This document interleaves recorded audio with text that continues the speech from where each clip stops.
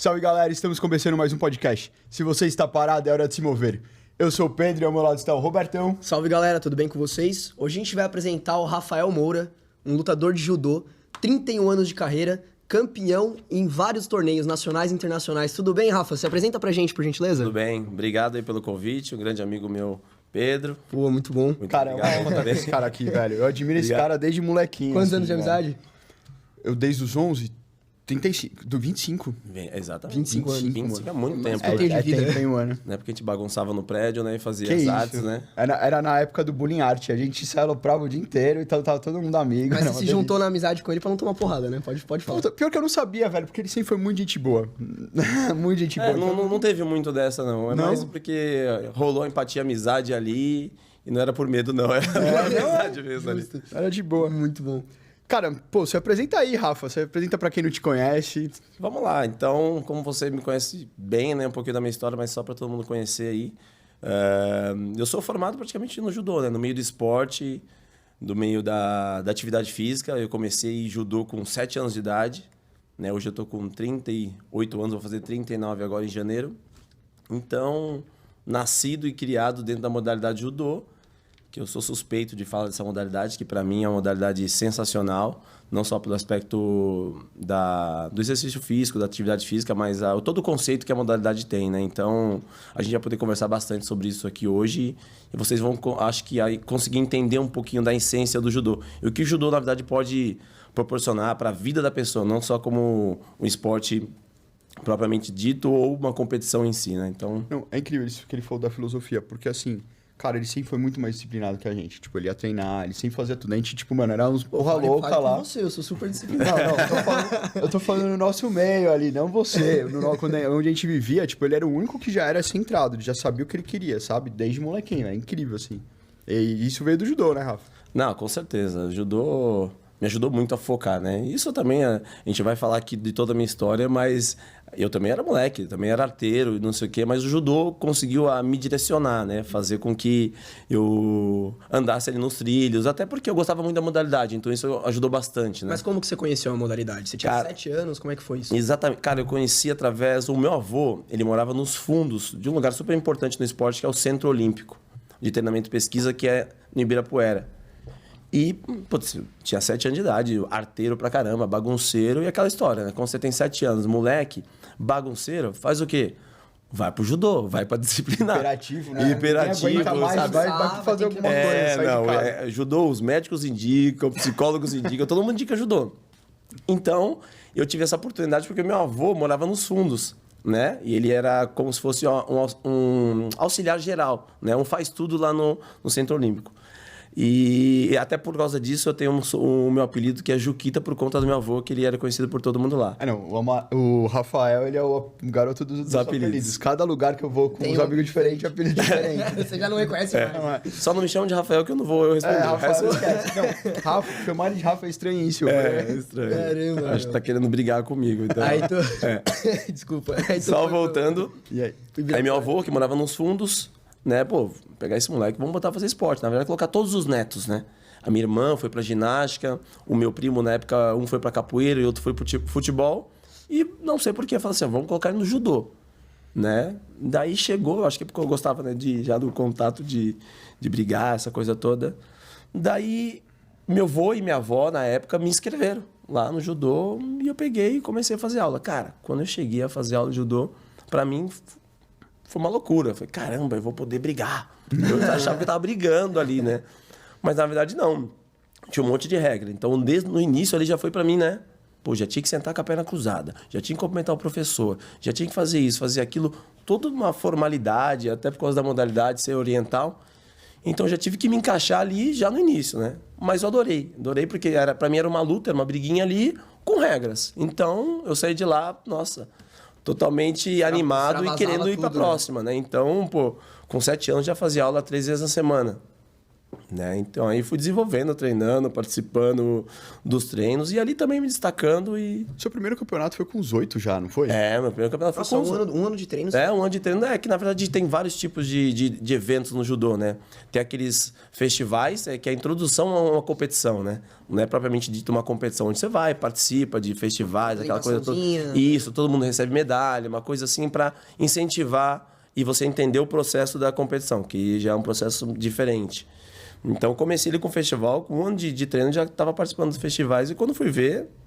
Era competição praticamente todo final de semana. E o que você lembra dessa primeira competição que você participou com 8? Cara, a primeira competição, eu fiquei em terceiro... Na verdade, eu perdi as 2 lutas, né? E tinha uma medalhinha. Era formado um grupo de 4, né? Lutava praticamente 2 lutas cada um.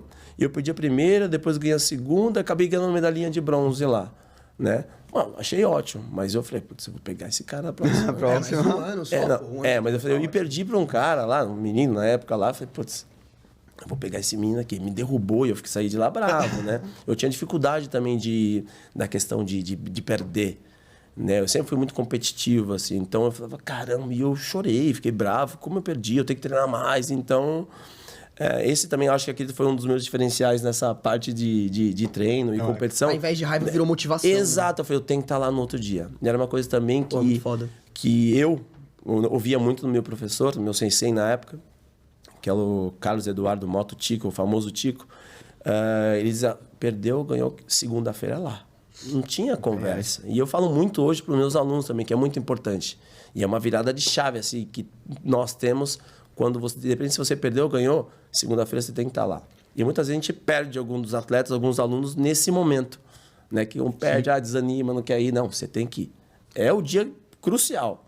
Esse é o mal dessa geração, né? Desanimar quando tem contratempos e... Exato. Vai sempre para a área do conforto, né? A zona de conforto. Não pode sair da zona de conforto. Eu ainda não achei a minha, mas tudo bem, né? Não, e ele tava falando... Tô procurando ela. Tipo assim, característica básica de todo atleta, competitividade. Esse moleque aqui, ele jogava bola mal pra caralho. Muito mal. Era perna de pau. Mas, mano, não, para de... Eu era esforçado. Ele ia pro gol. Eu era esforçado. Sou ainda esforçado. Você ia pro gol. Não. Eu não aceitava o gol também, não. Ele corria 10 vezes mais que todo mundo. Ele não fazia nada. Não, ele era ruim, mas ele corria tanto que, mano, ele compensava. Ele era tão competitivo que mesmo ele não sendo tão bom, ele jogava sempre todas as vezes, tá ligado? Ele corria muito, velho. Tipo, mano, ele dava raça o tempo inteiro, tá ligado? E eu ficava louco. Não queria perder nem a pau, velho. Nem a pau. Nossa, mano. Velho, bons tempos, Amaral, como a gente se divertia. Mas o que você falou é interessante, essa competitividade tem que ter. Um atleta competitivo não existe. A competição tem que fazer parte, e é dele, né? O competitivo não tem atalho. Não dá pra você criar a competitividade, ele gosta, né? O atleta competitivo, ele gosta da competição. Ele gosta do ambiente competitivo. Diferente de algumas pessoas, assim, quando entra no ambiente competitivo, aquela coisa de você se expor, aquela coisa de você estar num cenário desconfortável, a pessoa às vezes se encolhe, fica coada. Não, o competidor, aquela pessoa que gosta mesmo, ele vai se sentir bem naquele ambiente. Fala, opa, tô no meu lugar, tô no meu ambiente, onde eu quero estar, que é competindo, que é lutando e tentando ganhar. Eu acho isso crucial, né? Você, depois que você passou esse campeonato, voltou segunda-feira lá pra treinar de novo, começou a ter essa vontade mais forte de continuar no judô. Chegou na adolescência, como é que foi a sua adolescência com o judô? Porque aí tem os hormônios, né? Não sei como é que... Exato. Não, na minha adolescência foi muito bom porque eu tive vamos dizer, uma base legal de judô em termos de equipe, de grupo, né? As pessoas que estavam ali, o meu sensei. E a minha adolescência, praticamente, eu passei um pouco, que foi no Centro Olímpico, onde eu disse que eu iniciei. Porém, eu fui muito cedo para um grande clube aqui de São Paulo, que hoje eu trabalho. E eu vou poder contar um pouquinho da minha história nesse clube, que eu acho que é muito interessante vocês saberem também. Que eu cheguei muito novo, onde praticamente eu fui contratado a participar e fazer parte desse clube, que hoje é o mais importante do Brasil no cenário esportivo, né? Há muito que é o tempo, Esporte Clube Pinheiros, né? Então, eu tô lá desde os meus 17 anos, foi quando eu cheguei. Né? E ali no clube eu pude passar por todas as fases do clube. E eu vou poder comentar aqui com você quais são essas fases, né? Foi muito foda. Eu acompanhava o Pinheiros no handball. Não, o Pinheiros é um revelador de atletas olímpicos do Brasil. O Esporte Clube Pinheiros, ele faz parte... Ele caminha junto com a minha história, né? Não tem como Quantos anos falar... você foi Pinheiros? Com 17 anos de idade. 17 anos? 17 anos de idade. Então, não tem como falar da minha história sem falar do Esporte Clube Pinheiros, sabe? Sim. Então, é uma coisa muito... Eu e ele juntos, sabe? Que me deu toda a estrutura... em questão de universidade, ensino, tudo, a parte... equipes multidisciplinares para poder treinar, todo o ambiente que um atleta de alto rendimento precisa, eu tinha lá e tive lá. Sim. E hoje tenho como técnico, né? Como coordenador ali das categorias de base do clube. Porque assim, a galera não sabe, mas a gente era uns duros, assim. A gente, mano, morava aqui Zona Leste e era complicado. E o Rafa, ele fez toda a história dele, toda a vida dele através do judô, né, cara? Então, 17 anos você já não morava mais em casa, né? Exatamente. Eu saí muito cedo. É muito cedo. Na verdade, foi até um choque na época pra minha mãe. Porque eu saía da Zona Leste para treinar lá no Pinheiros. Então, primeiro, o gasto, né? Pra gente, a passagem de ônibus era muito cara. Quando somava no mês, não tinha mais dinheiro para ir treinar. E você ia e voltava, né? Era uma loucura. Então, eu cheguei, conversei com os técnicos na época e perguntei se tinha possibilidade. Que o clube, ele oferecia uma república, né? Uma casa oferecida pelo clube para poder abrigar ali os atletas que vinham de fora, moravam mais longe e tudo mais. Essa república? Essa república fica no Itaim Bibi. No Itaim, que é muito próximo. Muito próximo ao clube, tanto que a gente ia andando. Sobe a Faria Lima. A gente ia andando ali, bem na rua Iguatemi, muito pertinho. Então a gente ia andando pro clube. Então eu falei, nossa, eu preciso morar aqui porque eu não tava aguentando mais, porque era muito longe. E uma das coisas importantes do atleta é o descanso. E faz parte do treino o descanso. E eu não tava tendo esse descanso. Eu ia, voltava, chegava cansado, tinha que acordar cedo e estudar, aquela coisa toda. Então, uma loucura. Então, cheguei pra minha mãe e falei... Lógico, depois teve que conversar com meus técnicos. Aí, eu falei, mãe, putz, eu vou morar lá no clube porque tá muito difícil eu pegar e treinar. Falei, como você vai morar fora? Não sei o que. Vou ir com 17 anos de idade. 16 para 17 anos. Daí eu falei, não, mãe, vou porque ano que vem quero fazer faculdade e não sei o que. E ela vai estar perto, não sei o que. Foi uma briga, vamos dizer que saudável ali na hora. Ela entendeu e foi embora. Então, depois disso, nunca mais voltei, né? Com 17 anos. Porque apesar de você ser novo, você já era um porto seguro para sua família, né? Você sempre foi muito centrado ali. Você sempre tava ali, você sempre tava presente. É verdade. Até você entrar no Pinheiros, você já tinha vencido alguma competição na adolescência, não? Tinha vencido várias competições, inclusive o Campeonato Paulista, Campeonatos Estaduais. Já tinha ido para competições nacionais, mas quando eu cheguei no clube, que foi o momento que eu tive o maior tempo de desenvolver. Alavancou de verdade. Alavancar. Mas eu tive alguns... orelhinhas ficaram assim de repouso. Eu tive alguns resultados em destaque para minha categoria, da minha época, né? De atleta de categoria de base, vamos dizer assim, né? Porque, mano, o judô é muito competitivo, né, cara? E assim, a diferença de um atleta para outro é muito mínima, esses caras de alto padrão. Exato. E eu vou te falar também que eu nasci numa geração muito dura do judô. Muito dura, que eram muitos atletas fortes. Né? Que nem eu acredito que eu tive um desempenho bom como um judoca, porém tinha 300 mil na minha frente, entendeu? 300 mil atletas muito fortes, competitivos, e treinava também junto comigo ali. Sim. Né? E judô, ao mesmo tempo que é muito competitivo, também acaba sendo um pouco ingrato, porque só vai um. Né? Para a Olimpíada só vai um em cada categoria. E não tem chororô. É sacanagem. É muita sacanagem. Até da categoria leve só vai um. Da categoria 81 só vai um. E o Brasil inteiro. E na minha época tinham 4, 5, às vezes 6 atletas muito fortes e competitivos. E, qualquer um ali que fosse teria chance de desenvolver bom papel fora, entendeu? Quantos atletas da sua geração ganharam ouro olímpico? Teve, né? Teve. 3, né? Teve. Ouro olímpico, na verdade, não teve o ouro, mas teve o bronze do Thiago Camilo, teve o Leandro Guerreiro também, que ganhou medalha olímpica. Teve mundial, né, do Thiago Camilo, né? Mundial aí foi ouro. Também, não foi? Foi ouro. No Flávio Canto foi o bronze. Bronze dos Jogos Olímpicos, né? São todos aí que eu tive a oportunidade de conhecer e treinar também junto deles. Sim. Mas você participou de nacionais e internacionais. Exato. O sonho era participar de alguns Jogos Olímpicos, né? Não pude participar. Nossa, mas por quê, cara? Na verdade, não pude porque eu não consegui a vaga. Realmente é essa, né? Não consegui a vaga. Era só um. E eu lembro, eu tenho isso na minha cabeça, muito forte, memória até bacana, porque a última tentativa foi o ciclo de Londres, né? Vamos dizer assim. Londres estava bem abaixo, assim, do pessoal que foi. Não estava dentro do processo seletivo, né? Aí, o que aconteceu? Eu falei, caramba, eu não vou lutar Londres, mas eu vou assistir, eu quero sentir essa sensação, né? E até porque a outra Olimpíada ia ser no Brasil, né? Daí eu falei, caramba, eu vou para esse lugar. Junto com os amigos, né? O Popó, que na época o Bock, amigo meu, o Vinícius, vamos para Londres? Vamos. Aí, ok, fomos lá pra Europa, ficamos um tempo antes, em outros lugares antes de ir pra Londres. E chegando em Londres, cara, me deu um negócio, cara. Uma loucura. Sem brincadeira. E entrei num estágio de êxtase, assim, sabe? Porque é um clima diferente. Os Jogos Olímpicos é diferente. A rua é diferente. Todo mundo sabe... Caraca, eu falei que eu tô nos Jogos Olímpicos.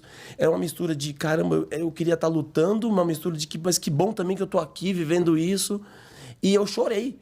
Sem brincadeira. Eu sozinho lá, chorei. Na hora eu me peguei chorando, sentindo aquela sensação de eu estar lá. Eu falei, caraca, que loucura, né, meu? Passa um clima, né? Passa uma coisa, mas não era uma questão também de frustração. Eu não sentia isso. Me senti frustrado de não ter conseguido lutar as Olimpíadas de Londres. Não, é questão de mistura de emoção e ao mesmo tempo queria estar lá, mas que bom que as pessoas que estão lá representando o Brasil e eu consegui assistir quase todas as lutas. Né? E quando eu cheguei em Londres, a Sara Menezes e o Felipe Kitadai tinham acabado de ganhar medalha. E eu não consegui comprar ingresso para esse primeiro dia. Né? Daí eu cheguei em Londres, estava no metrô, assim, andando, quando eu abri mexi no celular, ouro da Sara Menezes. Um amigo meu, a Sara foi ouro. Eu falei, o quê? Ela era sua amiga? Ela era sua conhecida? De treino, né? Tudo mais. Né? Todo mundo no judô, não tem, todo mundo é amigo, conhecido e tudo mais, né? E eu falei, cara, a Sara, ela foi ouro. Cara, começamos a gritar no meio do trem lá, do metrô de Londres, Caramba, o Kitadai foi bronze. Imagina os britânicos olhando os brasileiros loucão, né? Caralho, foi ouro. Os britânicos, tipo... Os caras tudo... E a gente gritando no meio do nada. A gente gritando no meio, sozinho, no meio do metrô lá. E caramba, demais. Vai ser demais. Então vai ser a Olimpíada do Judô de todos os tempos. Que no primeiro dia já foi um ouro e um bronze. Meu Deus, vamos embora. Esse é o nosso ano, entendeu? Mas foi uma experiência muito boa, muito boa. E outra experiência que eu tive, depois dessa questão olímpica, que também foi muito bom para mim, foi poder participar de uma Olimpíada, mas só que de uma outra maneira, de um outro lado. Nos Jogos Olímpicos do Brasil, né, do Rio, eu trabalhei. Eu trabalhei ali nos Jogos Olímpicos, fui convidado para poder fazer parte da equipe e trabalhar com o judô. Né? Eu fui ali Athlete Service Coordinator, né, da equipe.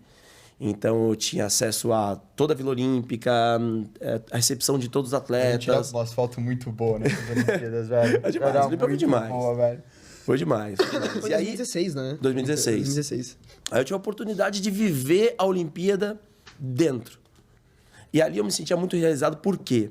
Eu estava vivendo um sonho olímpico, mas de uma outra maneira. Eu estava vivendo o sonho junto com outras pessoas, inclusive que lutaram ali junto com alguns amigos meus. Então era uma coisa louca também. Eu estava ali vendo amigos meus aquecerem, que eu treinei junto para lutar. E olhava para a cara deles, aquela coisa toda, que legal. Que bom. E vamos lá, e aquele tapa nas costas, vamos, é hoje. Tava sangue nos olhos, né? Em 2016, algum judoca brasileiro venceu? Que foi a Rafaela Silva, que foi campeã olímpica, né? Primeiro Rafaela ouro. Silva, exatamente, mulher, né? primeiro ouro, exatamente. No Brasil. E teve o Baby. E que isso, mano. Aquela mulher é um monstro, velho. Ela é muito forte. Ela é muito forte. Ela é muito forte. A Rafaela Silva eu vou te falar que ela é diferenciada. Esses atletas olímpicos, atletas medalhistas olímpicos, eles são diferentes. Eles não são normais. Sim. Eles Caras são uns ETs. Eles não né, são velho? acima, eles não são acima da média, né? Eles são, sempre vão tipo, ser diferentes. Vão ser diferentes. Todos eles, entendeu? E a Rafaela Silva, na verdade, me assustou. Eu olhava para ela lá na área de aquecimento, que eu tinha acesso àquela coisa toda. Eu olhava assim, eu via um ser diferente ali. Pelo olhar dela, o foco, e ela passava. Nem sei se ela lembra disso. Depois eu até conversar com ela, vou ver se ela lembra dessa situação. E eu falei, vamos, Rafa, vamos lá. E ela falava com ela mesma, assim, sabe? Ela falava baixinho assim, aqui não. Aqui não. Na minha casa, não. Caralho. Aqui não. Nossa, aquela motivação. E na hora me arrepiava. Cena Ela de passando filme. assim, Olha, e ela... arrepiou aqui, Cena agora. de filme, irmão. Cena de filme. E ela olhando assim, ela batia o pé no chão assim, ela falava assim, aqui não. Não sei se era uma coisa inconsciente, se ela falava assim, sabe, daquele jeito, e ela falava, aqui não. Mano, ela Na minha tá com a- casa não. Na minha casa não. Eu falava, caraca.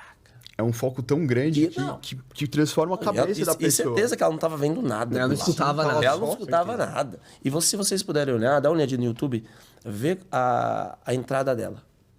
Quando ela entra. O que ela tá fazendo? Ela tá assim, ó, olhando e assim, fixo, e se mexendo e não para, né? Só articulando. Só aquela coisa mental na cabeça, acho que já vislumbrando e visualizando a medalha, né? Acho que na cabeça dela tava aquilo ali.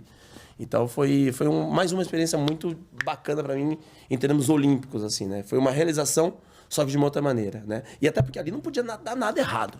Ali é uma pressão gigantesca. É gigante, né, cara? Gigantesca. Gigantesca porque é o seguinte, inclusive na reunião que nós fizemos na véspera, simplesmente o nosso coordenador, que era o Kenji Saito, na época, falou assim, cara, nada pode dar errado. Mas, pô, sempre tem uma coisinha que tá errada. Não, nada pode dar errado. Sabe por quê que não pode dar errado? Você está mexendo com o sonho de cada um deles aqui. É o sonho deles. A vida deles vai ser aqui nesse final de semana. Entendeu? Eles treinaram para isso, a vida inteira para chegar aqui. Então, você aí que cuida dos ônibus, que vai sair da Vila Olímpica para cá, o ônibus não pode atrasar. Ah, não sei o quê. Ah, você que cuida disso, isso não pode falhar. Ele não pode se sentir mal porque o ônibus atrasou, você deixar ele ansioso porque o ônibus atrasou. Não existe. Vai sair na hora. E é na hora que tem que ser. E acabou. Não não tem conversa. É isso e ponto. E era pura verdade, né? A gente tá lidando com o sonho de gente do mundo inteiro. Se um jogador olímpico, um jogador, né, que seja um competidor, perde a competição porque o ônibus atrasou, acabou a vida do cara, realmente, né? Exato, acabou a vida do cara, da organização. Fica então desolado. Não podia ter erro. Não, e a vergonha que ia ficar, né? Você imagina? Exato. Nossa, então, competidores brasileiros não chegam na Vila Olímpica por causa do ônibus que atrasou. Exato. Furou o pneu do ônibus. Né? E um cara que ele chega na Olimpíadas é que ele já tem um planejamento e um foco nisso. Então o cara tá os últimos 4 anos só focado naquilo. Exato. Se ele não ganhar por causa de uma unha quebrada, irmão, é um absurdo. Então tem que estar tudo muito certinho, né, cara? Não, com certeza, com certeza. E falando um pouquinho também dessa questão da estrutura, logística, tudo dá certo, eu tive a oportunidade de assistir Londres e trabalhar no Rio. Assistindo ali Londres, a estrutura, o Rio foi infinitamente melhor que Londres. Sério mesmo? Infinitamente. Ah, não, as Olimpíadas Brasileiras... Infinitamente. A gente reclama hoje em dia do legado. Uhum. Lógico que isso é o que peca, é o que faltou pra gente. Mas, na verdade, a estrutura, a organização, impecável. Eu estive dentro dos Jogos Olímpicos, impecável. A gente recebeu o chefe de Estado do mundo inteiro. E as pessoas ficavam impressionados. Né? Tinha a oportunidade de ter contato com gente que eu jamais ia conseguir ter contato. Exemplo, teve um fato curioso que tinha a Mari, ela é responsável pela recepção das autoridades lá, recebia, levava pela tribuna de honra, e no momento ela não podia receber. Aconteceu alguma coisa que ela teve que sair, ela falou assim, recebe uma galera que está chegando aqui, né? Pô, você tem que falar várias línguas, aquela coisa toda, eu nem sabia quem estava chegando, daí chegou uma chefe de estado das Ilhas Seychelles. Quê? Daí eu falei, hã? Ok. Daí eu falei, e não dava tempo de pegar o celular para ver onde era Seychelles. Aí, pô, super simpática, vim aqui, vou te acompanhar até a tribuna, vai lá, levei até ali. Você tava falando inglês ou em checheleno? Cara, eu falei um inglês bem daquele, sabe? Vambora. O bom que era bem fácil, né? Tradutor, Oi, né? tudo bem? Não, o Rafa tem essa habilidade que a gente é muito cara de pau, tá ligado? A gente vai rolando, exato. Não dá nada. O importante é que eles estavam me entendendo. Então, ó, vem aqui, tudo bem? Vou te levar até o seu local e tal. Daí ela me deu um broche, um pin, né? Que é muito comum nos Jogos Olímpicos você trocar pin, aquela coisa toda. De Seychelles. Eu olhei assim, Seychelles. Eu falei, caramba. Quando eu olhei Seychelles, eu falei, sensacional. Uma ilha paradisíaca, paraíso fiscal, muito linda. Eu falei, caramba, preciso conhecer esse lugar, né? Mas depois que eu vi o preço, eu falei, não, deixa quieto. Deixa eu ir pro Nordeste. Deixa eu mais pertinho, mais dólar. Exatamente. Mas... cara, você tava falando isso, né? Que tipo, você participou das Olimpíadas, foi pra Londres. E não só isso, né? O judô, ele te proporcionou conhecer o mundo inteiro, cara, né? Cara, exatamente, né? Sem ser essa parte toda que o estrutura que me deu, o estudo, aquela coisa toda, eu me formei com bolsa de estudos, né? Pelo clube, pelo Esporte Clube Pinheiros, que me ofereceu bolsa de estudo para eu poder estudar. O Pedro conhece um pouco da minha história, sabia que seria muito difícil eu pagar uma faculdade. Até hoje o clube investe em bolsas? Até hoje tem parceria com universidades, né? Que hoje é a Unip. Mas uma pessoa que não faz faculdade, uma pessoa de baixa renda, ela consegue entrar no Pinheiros? Consegue. Então, é um clube competitivo, é um clube de alto rendimento. Então, se tem as características de rendimento E para poder fazer parte, a pessoa vai fazer parte, independente da classe social. Muito bom. Independente da classe social, né? Então, além dessa oportunidade que o judô me deu em relação ao meu estudo, ao meu desenvolvimento como atleta, eu conheci o mundo inteiro. Eu conheci muitos lugares mesmo para poder... O mundo inteiro que eu digo é viajar muito, né? Sim. Para poder conhecer e dizer que eu tenho amigos hoje espalhados por tudo quanto é lugar. A maioria das gente vezes foi competindo? A maioria das vezes foi competindo. A maioria das vezes foi competindo. E o lugar que mais te marcou aí nessas viagens? Ah, sem dúvida foi o Japão. Japão? Japão. Conta pra gente por quê. O Japão porque... Japão, sempre todo mundo fala do Japão, é incrível. Cara. Japão porque é o berço do judô, né? O judô foi criado lá, tinha toda uma questão histórica.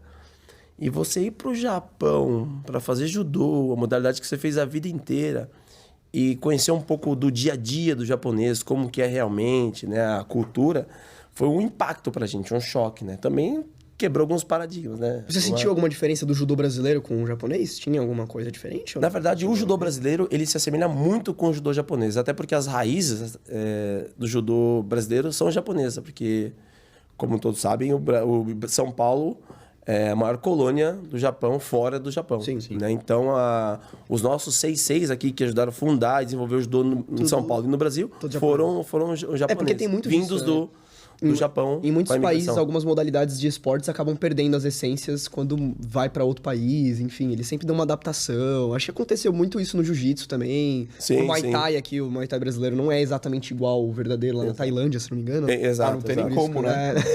Não, sempre tem. Lá os caras colocam um moleque de 6 anos pra dar chute na cara um do outro. Vai lá, vai.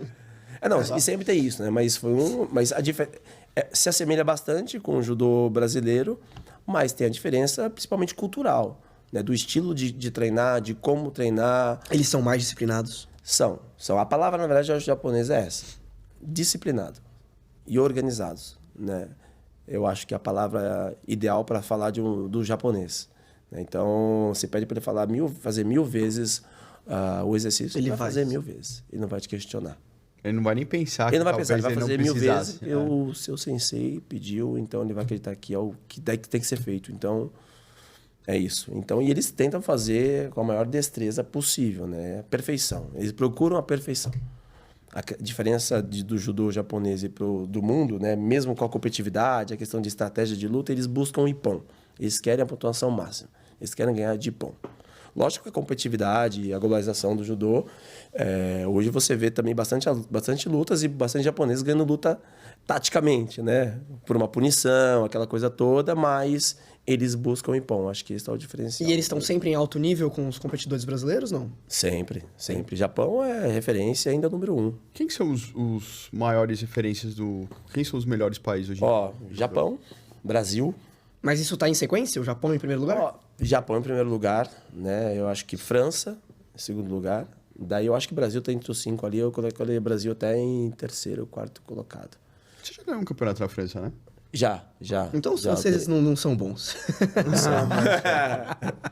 São bons. Um dos maiores medalhistas olímpicos de judô é francês. Um cara, Exato. acho que é o peso pesado? Peso pesado, Ted Riner. É muito famoso lá, é o popstar. Ele é o Neymar daqui, porque muito conhecido, onde ele vai, dificilmente ele anda na rua lá, porque as pessoas param mesmo, e até porque é uma pessoa muito caricata, né? Ele é um cara de 2 metros e tanto de Todo altura. mundo conhece, né? E não tem nem como não ver um cara daquele, né? E um cara gigante, sei lá, hoje deve estar com 140 quilos, mas de pura musculatura, então é difícil você nem reparar nele, né? No Madame Tussauds tem até uma estátua dele lá. Já tentou fazer uma brincadeira com uns mano grandes desse jeito aí? Já é muito comum a gente treinar mesmo assim, com essas pessoas grandes, né? Não tem isso no judô, né? Lógico que levamos um prejuízo, mas... Cheguei a falar, não, lógico que eu dei um pau nos caras. Mas né? acho que eu nunca treinei com Baby, que é o nosso atleta de peso pesado. Nossa, aquele cara é um referência aqui. O cara é Baby gigante, tem 150 e poucos quilos. Porra! Né? 2 metros e pouco. Caralho, dá Atleta nosso lá do Esporte Clube Pinheiros. Uma vez saiu uma reportagem desse cara, o quanto ele comia pra conseguir chegar no peso pra competir. Nossa, era absurdo, velho. Era comida assim que não acabava mais. O cara é um gigante. Nossa, o nutricionista dele deve chorar, né? Pra poder fazer Nossa senhora. Não, o cara devia comer tipo mais de 1 quilo por refeição. É absurdo. O cara comia muito. Ele precisa... O gasto energético dele é diferente. É muito do nosso. diferente. Diferente do nosso. O metabolismo dele é Mas o peso, a gordura em si, ele chega a ser gordo ou não? Não, O peso é ser massa. gordo. Atlético, né? Ah, tá. Não, é. Atlético, mas tem atletas dessa categoria que tem um perfil já mais, vamos dizer, um pouco mais gordo. Assim, Isso né? atrapalha de alguma forma? Sabe me dizer se atrapalha? Eu vou te falar que o judô mostrou que não. O judô mostrou que não. Em muitas categorias, né? Tem um japonês que é um Muneta, ele é considerado o baixinho gordinho, né?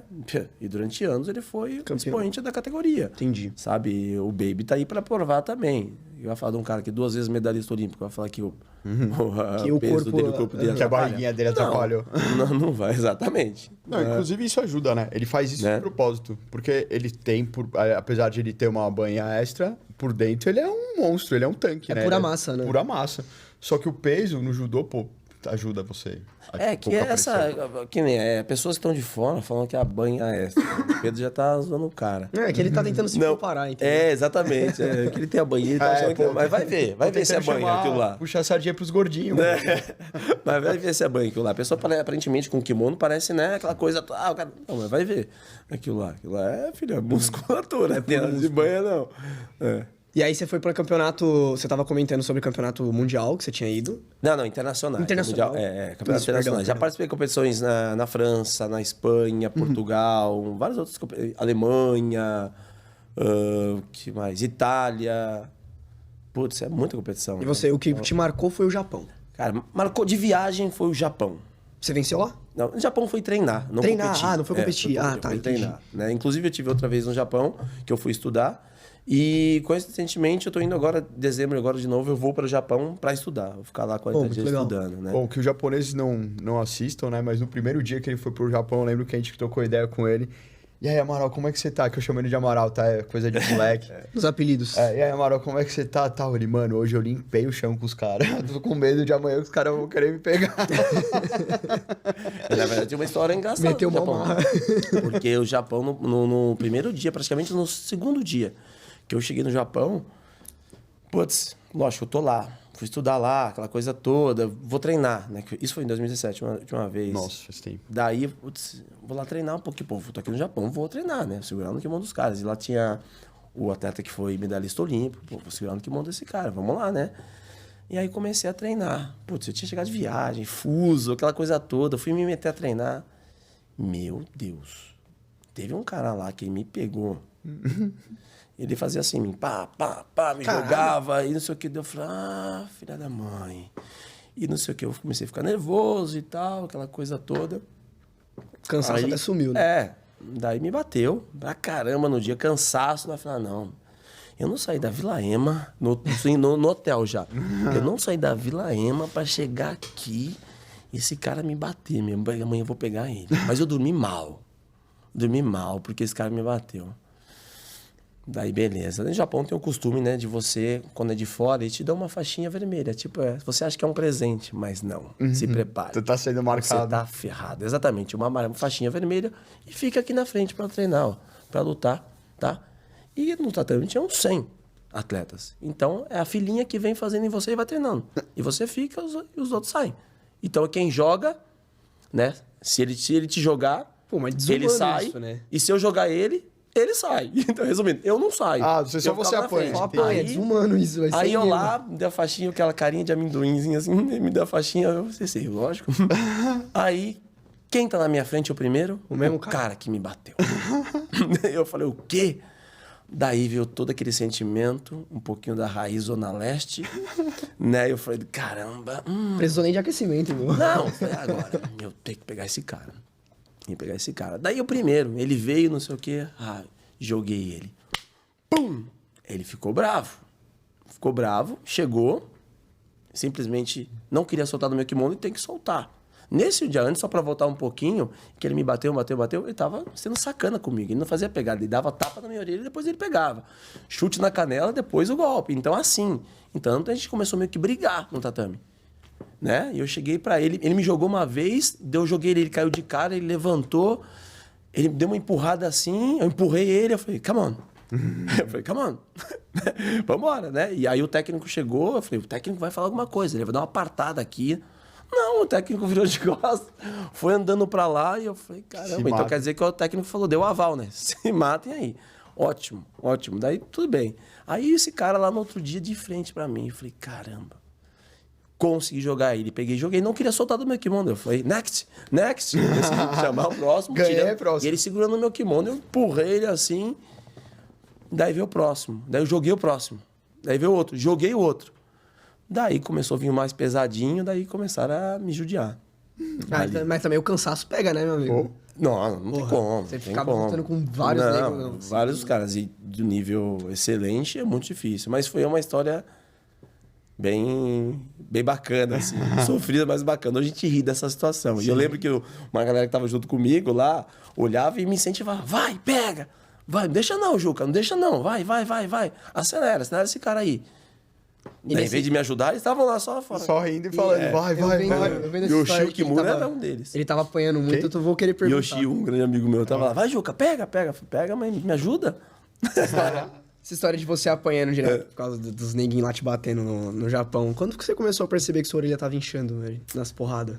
Putz, na verdade, a minha orelha, ela quebrou praticamente de uma vez só, né? Ela quebrou. Foi durante um treino e eu percebi uma batida lá e ela sentia ela inchar na hora. Chegou em casa, no outro dia, tava gigantesca, né? O Pedro lembra, né? Que ele me ajudava a tirar com a seringuinha lá. A gente tirar levou ali na Moca no hospital.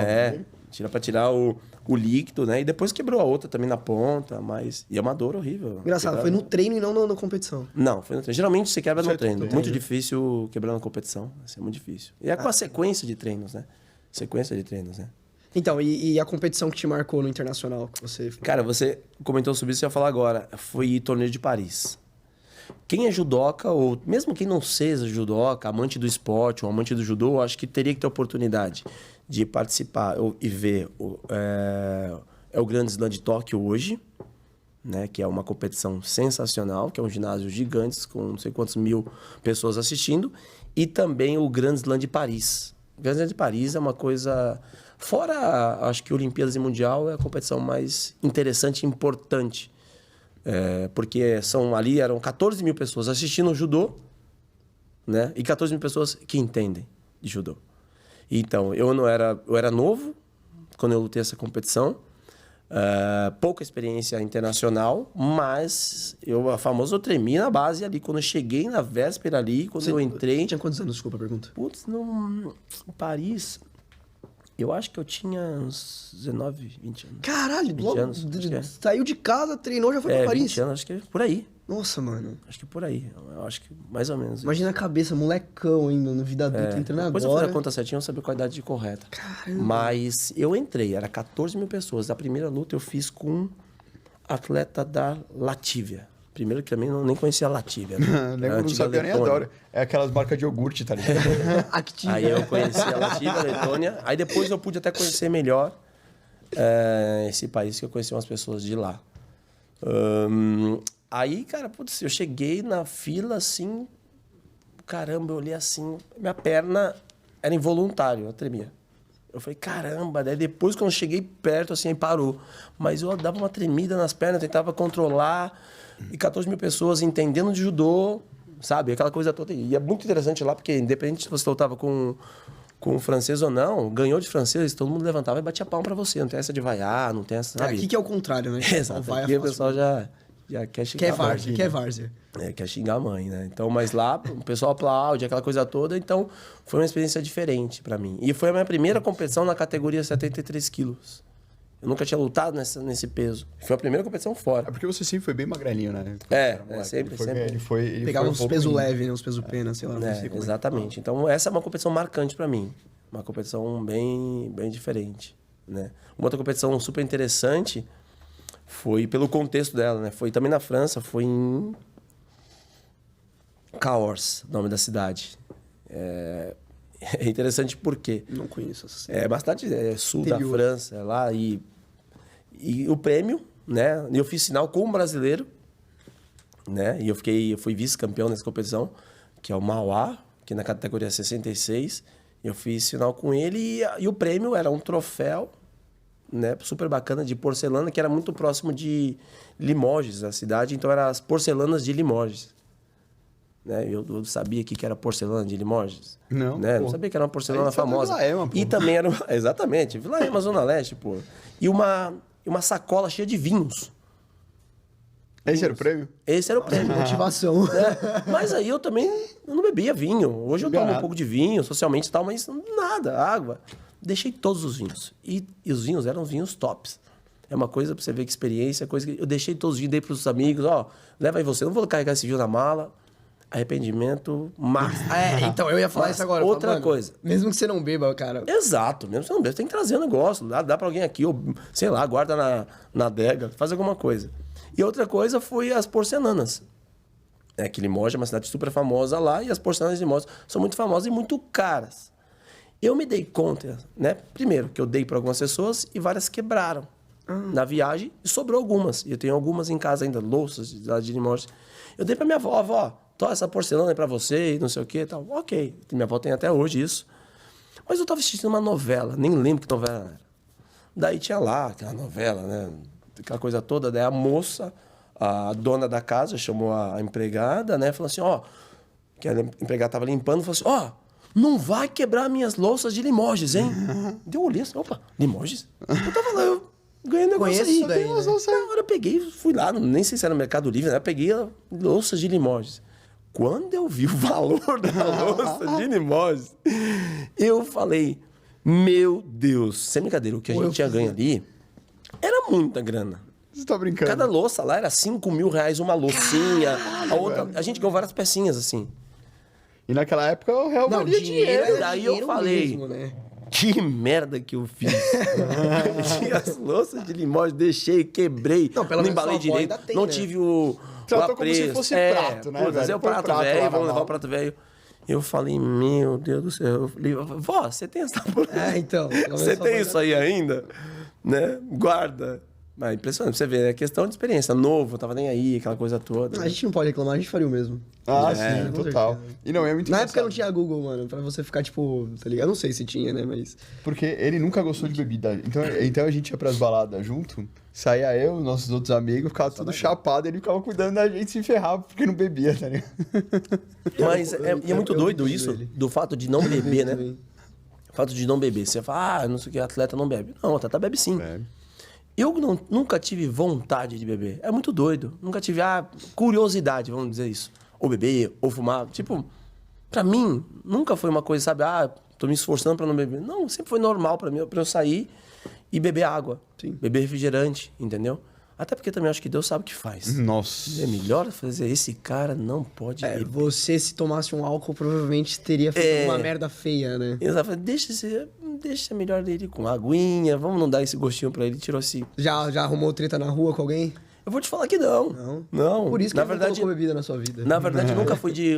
Quando era molequinho, assim, de escola, muita briga, assim, sabe? Mas depois na rua, assim, acho que não.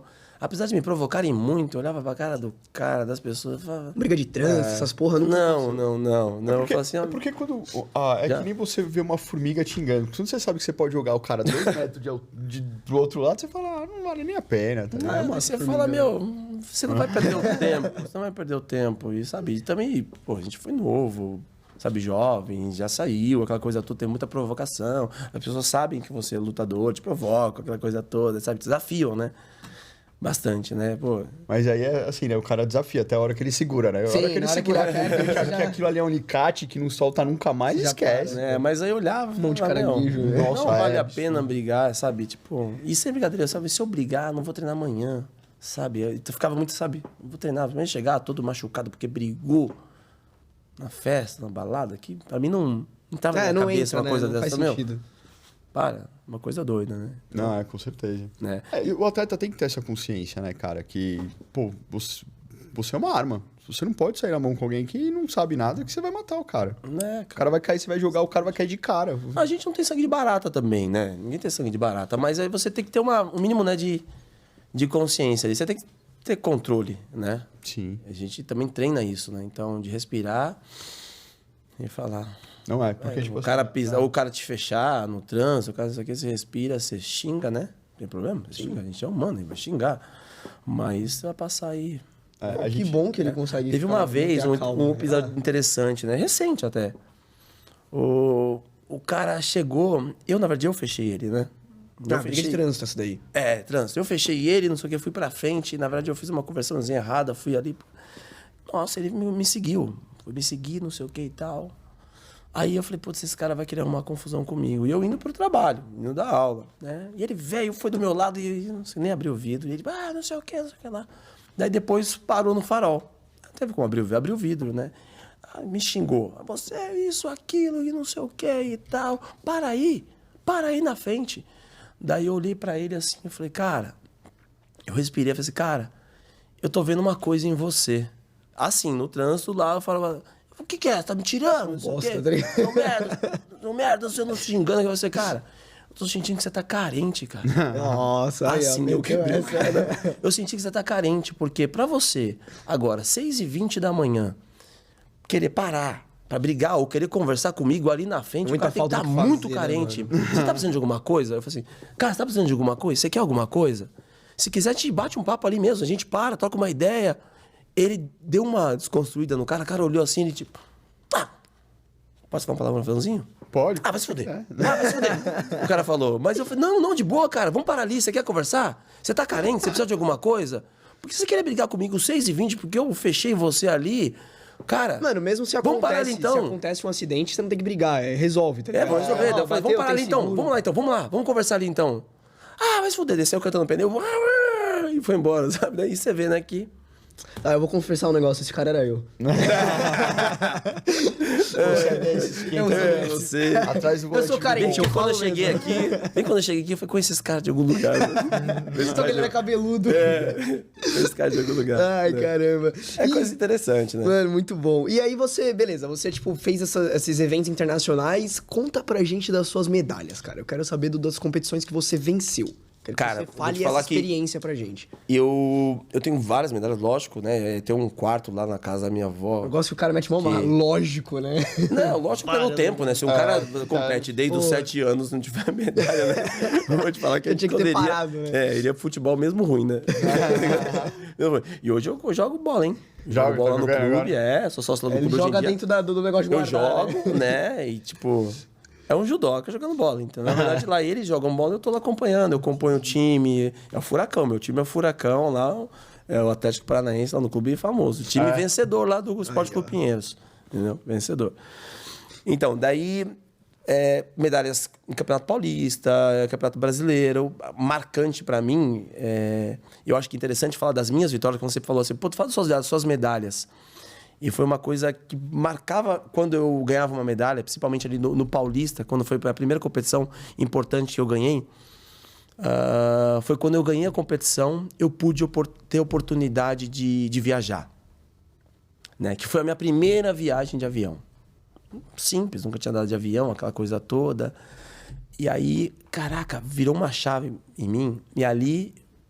na verdade, me despertou uma vontade, uma coisa que eu jamais imaginava que eu ia ter, que é a paixão por viajar, a vontade de viajar. Então, ao mesmo tempo que eu ganhava a competição, ganhei um Paulista e viajei a primeira vez pro Piauí, de VASP. Nossa, né? De VASP. Fui lá competir no Piauí, aquela coisa toda. E eu fiquei em terceiro colocado. Daí depois ganhamos a competição por equipe. Fomos campeões. E aí, cara, eu voltei com essa sensação de ganhar de novo e ganhar uma outra medalha, porque eu sabia que ia voltar. Não era só o fato de você voltar e viajar. Eu ia viajar de avião. Olha que loucura, né? Eu falei, caramba, porque se eu ganhar de novo, eu vou poder participar da competição importante, que é um brasileiro, né? E aí, viajar de avião de novo. Então, era uma mistura. Eu tava lá de novo na semana treinando, para poder competir e viajar, porque eu sabia que ia poder viajar de avião de novo. Daí, pô, quando você ganha brasileiro, depois você vai pro Sul-Americano, ou você vai pro Pan-Americano, aquela coisa. Quando você tava ganhando, você queria ganhar mais e mais para poder estar viajando. Então, foi um mix, né? E aí surgiu também a minha paixão por viajar e conhecer lugares, né? Cara, depois fala um pouco disso também, depois. E aí foi essa questão, sabe? De, putz, eu queria ganhar medalha, ganhar meu paulista, ganhar meu brasileiro, para depois tentar ir pro Sul-Americano ou ganhar Pan-Americano, para depois ir pro Mundial, assim sucessivamente, né? Foi uma mistura, né? E como é que foi esse caminho? Esse caminho foi duro, cara. Foi duro porque a vida de atleta a gente tem que entender que não é saúde. Atleta de alto rendimento esquece que não é saúde. Então, você tem lesão, você dificilmente está 100% sempre é um machucadinho que tem.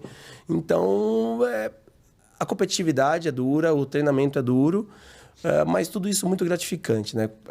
Todo o sofrimento que um atleta tem em relação a treino, a esforço, dedicação, porque ao mesmo tempo que eu treinava, eu também estudava, eu já estava fazendo faculdade, e eu já dava aula. Sim. Foi sempre uma outra paixão minha, que eu descobri ali logo na universidade por conta financeira mesmo. Eu precisava trabalhar.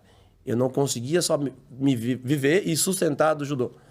Não tinha condições, né? Então, eu precisava trabalhar. Então, desde a faculdade, eu já dava aula de judô. E me via ali numa questão muito doida, que eu adorava também dar aula. E eu estava treinando e gostava de dar aula. Gostava de estar ali, porque eu estava ganhando um pichulezinho ali, que me ajudava, né? E conseguia ajudar até em casa, com um dinheirinho. Sim. E também estava ali treinando e fazendo todas as coisas juntos, né? Então, isso aí foi muito bacana também. Cara, você falou que gosta muito de dar aula. E você já teve os projetos sociais aí, né? Que você dava aula. Como é que era isso? Tive. Uma outra coisa, inconsciente também que eu tinha, nas viagens que eu fazia, né? Inclusive na França, porque a França tem um sistema sensacional de aulas e de metodologias, eu me pegava após o meu treino, sentado, parado, olhando o treino das crianças. Que louco, sabe? Hoje eu vejo que acho que era uma vocação mesmo, uma vontade que tinha dentro de mim, paixão, exato, paixão. Acabava o meu treino e eu ficava lá parado, todo mundo ia embora, ia já almoçar ou ia descansar, eu ficava sentado olhando os professores dando aula às crianças fazendo atividade, sabe? Daí eu comecei a ver, na França, depois eu estava na Espanha vendo a criança treinar, que legal, como eles fazem, que coisa bacana. Então surgiu essa paixão, assim, de dar aula, né? E, consequentemente, tive a oportunidade de dar aula, coordenar um projeto social, né, que tinha vários polos, inclusive em Paraisópolis, né, no Heliópolis, ali no Parque Briço. Era o Instituto Abaré, com parceria com o Instituto Tchau Camilo. Tchau Camilo. E é um projeto muito bacana de judô, que eu fazia parte e coordenava. E foi uma experiência muito boa na minha vida, poder fazer parte e poder construir, né, esse projeto, né, que a gente construiu ali do zero, do nada mesmo, não tinha nenhuma experiência com projetos sociais, e a gente tinha essa questão da captação, a verba do governo, eu não sabia nada, zero. Então, parceria junto com o Instituto Abaré, nós aprendemos junto a formar, montar um projeto, colocar tudo o que precisa, e o governo tem muitas questões técnicas e importantes que tem que ter mesmo, de comprovação disso, comprovação daquilo. Então, várias leis importantes tem que seguir. Então, eu fui aprendendo junto com o crescimento do projeto, sabe? Até o momento de saber criar e montar um projeto social, para depois captar, chegar, bater na porta das empresas. Quantas empresas eu fui bater na porta mesmo? Tocar lá mesmo, que hoje eu sou amigo de alguns dos gerentes de grandes empresas por conta de que eu fui lá, tem esse projetinho aqui, você pode ajudar? Tal. E aí foi muito bacana e muito interessante para meu crescimento. Então, tenho várias histórias bacanas também para falar dessa questão do social, do projeto social, o que o social realmente pode impactar na vida da sociedade, da criança, da família. Eu acho que é muito interessante, né? E dessas empresas que nos ajudaram ter uma memória muito bacana sobre a Pirelli, né? A Pirelli foi uma das empresas... Pode falar? Pode falar se quiser, cara. Legal, falar. Sem dó. A Pirelli foi uma das empresas que nós batemos na porta e eles começaram a ajudar e aportar o projeto. E a gente identificou que eles tinham um viés bacana sobre o social, só que a gente queria fidelizar essas empresas, né? E a gente pensava, como fidelizar? Porque um ano anterior, muitos dos patrocinadores não continuaram, né? Teve troca de patrocínio, né? Caramba, como você fideliza um cara desse, né? É um projeto bacana. A Pirelli não era qualquer um, né? Tem que fidelizar, né? Então, cara, vamos fazer o quê, cara? Vamos fazer o seguinte, eles primeiro têm que ver o que é feito, né? Então, tem que ver o que é feito em loco. Tem que ir na comunidade. Não adianta falar, tá o relatório aqui. Era normal. E eu era responsável de fazer o relatório para enviar para as empresas. O relatório foi esse, o número de atendidos foi esse, tantas famílias. O cara olha, pega o papel, beleza. Se olha. Não cria vínculo emocional, né? Exato. Você falou tudo, não cria vínculo, né? Então, chega assim, você pega, o cara pode folhear lá a folha ou não sei que momento que ele tá. Não tem o mesmo objetivo de você estar lá e chegar e ver em loco o que está acontecendo. Eu falei, não, cara, numa das reuniões chegamos e conversei com um dos diretores assim, você só vai patrocinar... Foi arrogante, na verdade, foi abusado. Só vai patrocinar a gente se tiver em contrato que vocês têm que ir no projeto. Visitar tantas vezes... Você só vai me dar dinheiro se der o que eu quero. Exato. Você só vai me dar dinheiro se você fizer isso. Caralho, velho. Pode colocar em contrato. Porque eles tinham que ver. Porque quando chegar lá e ver realmente o que está sendo feito, é diferente. Ver as crianças de comunidade colocando seu chinelo um do lado do outro, cumprimentando o professor, sentando com a perna cruzada, ouvindo o professor quieto, em silêncio, impacta todo mundo. A pessoa vai ver, faz sentido. E eles vão ver onde está colocando o dinheiro deles. Meu dinheiro está aqui. E quando eles fossem renovar, qualquer coisa tipo, opa... Calma aí, eu não vou dar dinheiro para aquele lugar lá que eu vi. Não, tem que ter dinheiro lá para esse lugar. Tá funcionando. Porque eu vi o negócio acontecer, né? Então eles eram obrigados, olhou assim pra minha cara, não, põe aí. Ó, se eu não puder ir, você vai, tá? Eu lembro na hora que tinha uma das responsáveis. Ó, se não puder ir, você vai e tal. Então aí começaram a ir, frequentar, andar. E era diferente, realmente era diferente.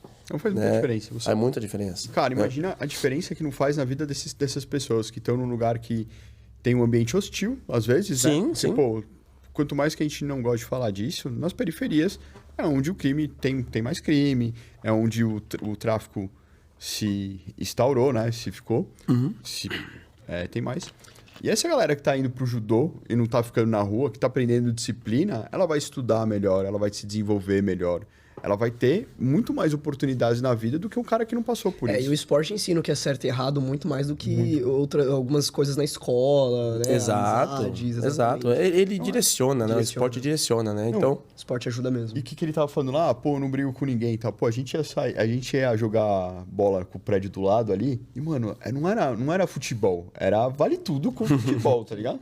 A última coisa que vocês faziam era jogar, Jogar chutar, bola, né? mano. A bola era menos chutada. A gente tomava chute na bunda a rodo, mas a bola...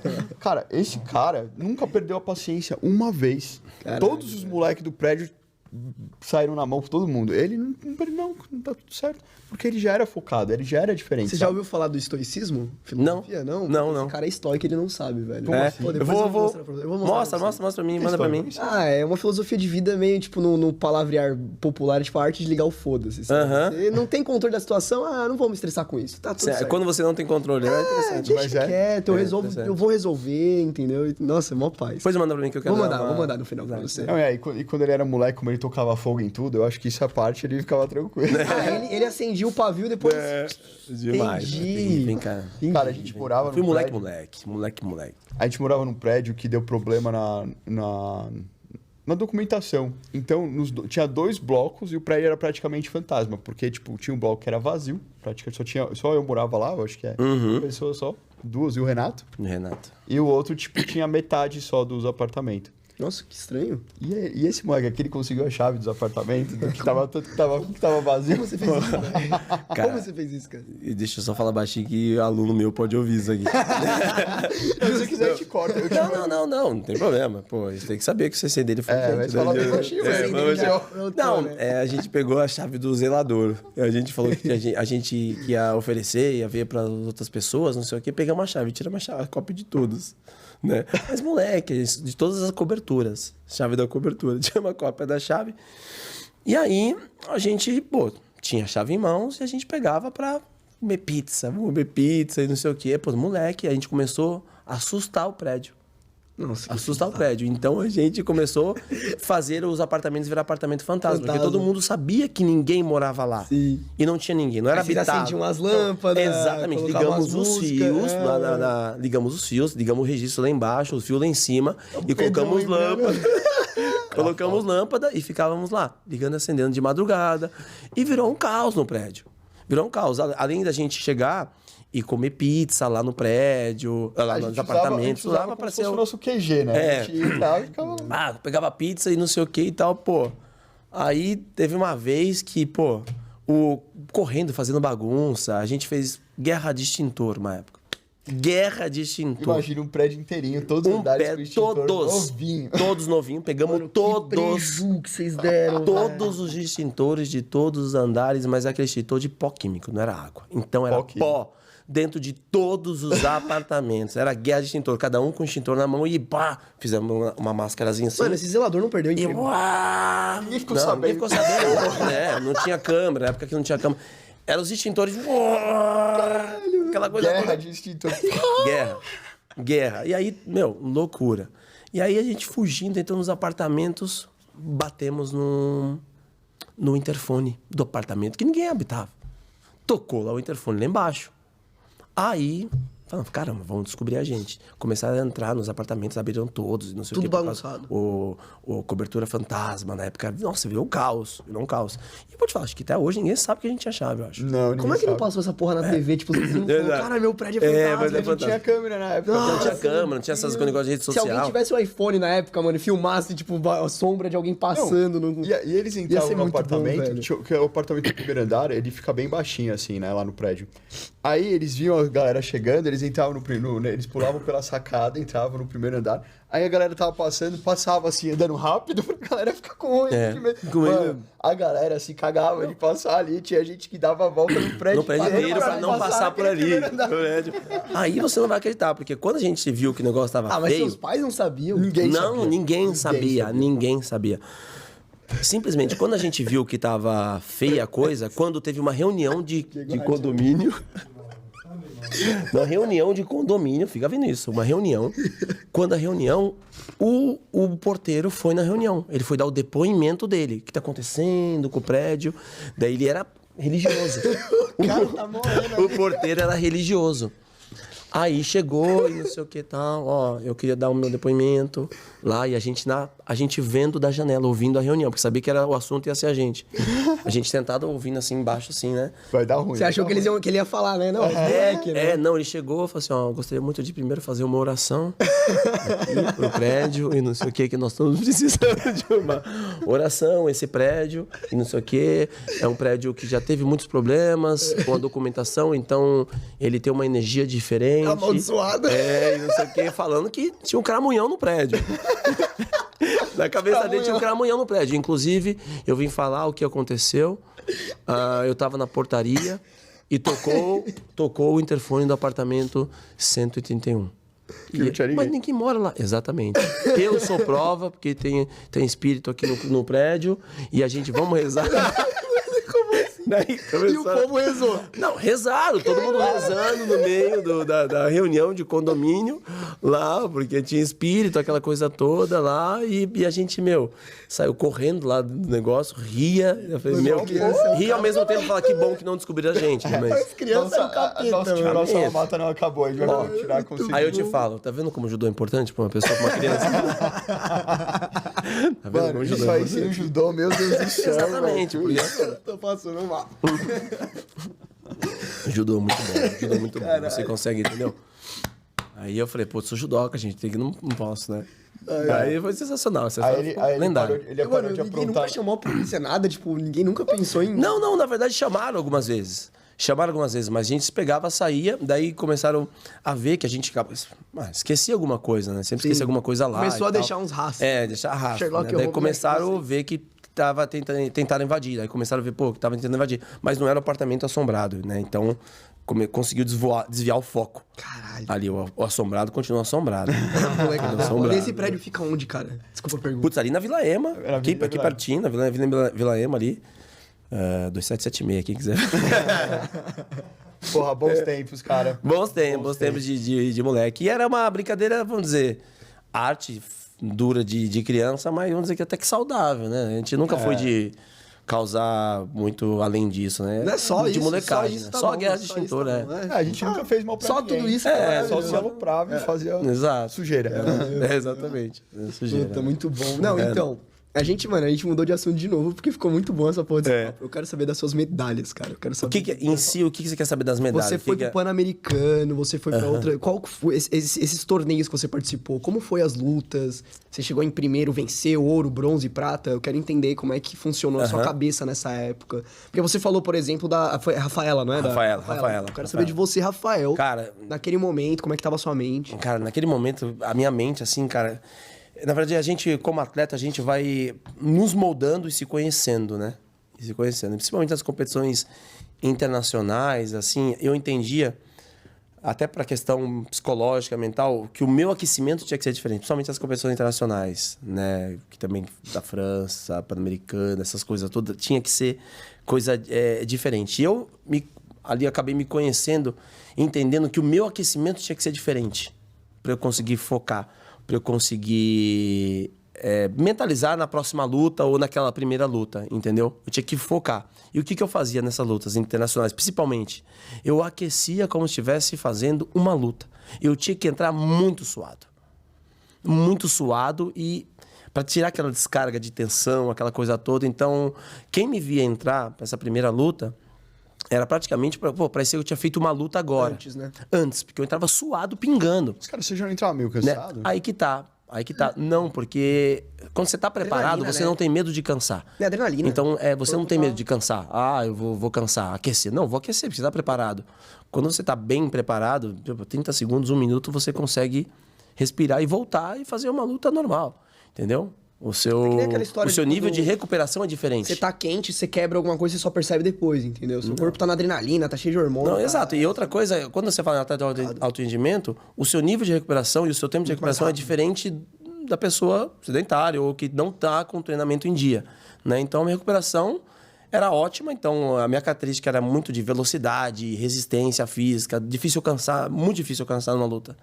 Eu saí ofegante, mas daqui a pouco eu estava bem para fazer uma outra luta intensa como aquela, entendeu? Então, uma característica boa dessas competições que você perguntou e dessas medalhas, cara, eu aquecia muito no sentido que eu tinha que suar, pingar. E nisso os atletas chegavam, olhavam, eu achava estranho. Isso ajuda? Você ajudava na luta? Me ajudava Suor, na luta e principalmente na concentração. Entendi. Principalmente, porque eu não ficava pensando no cara em si.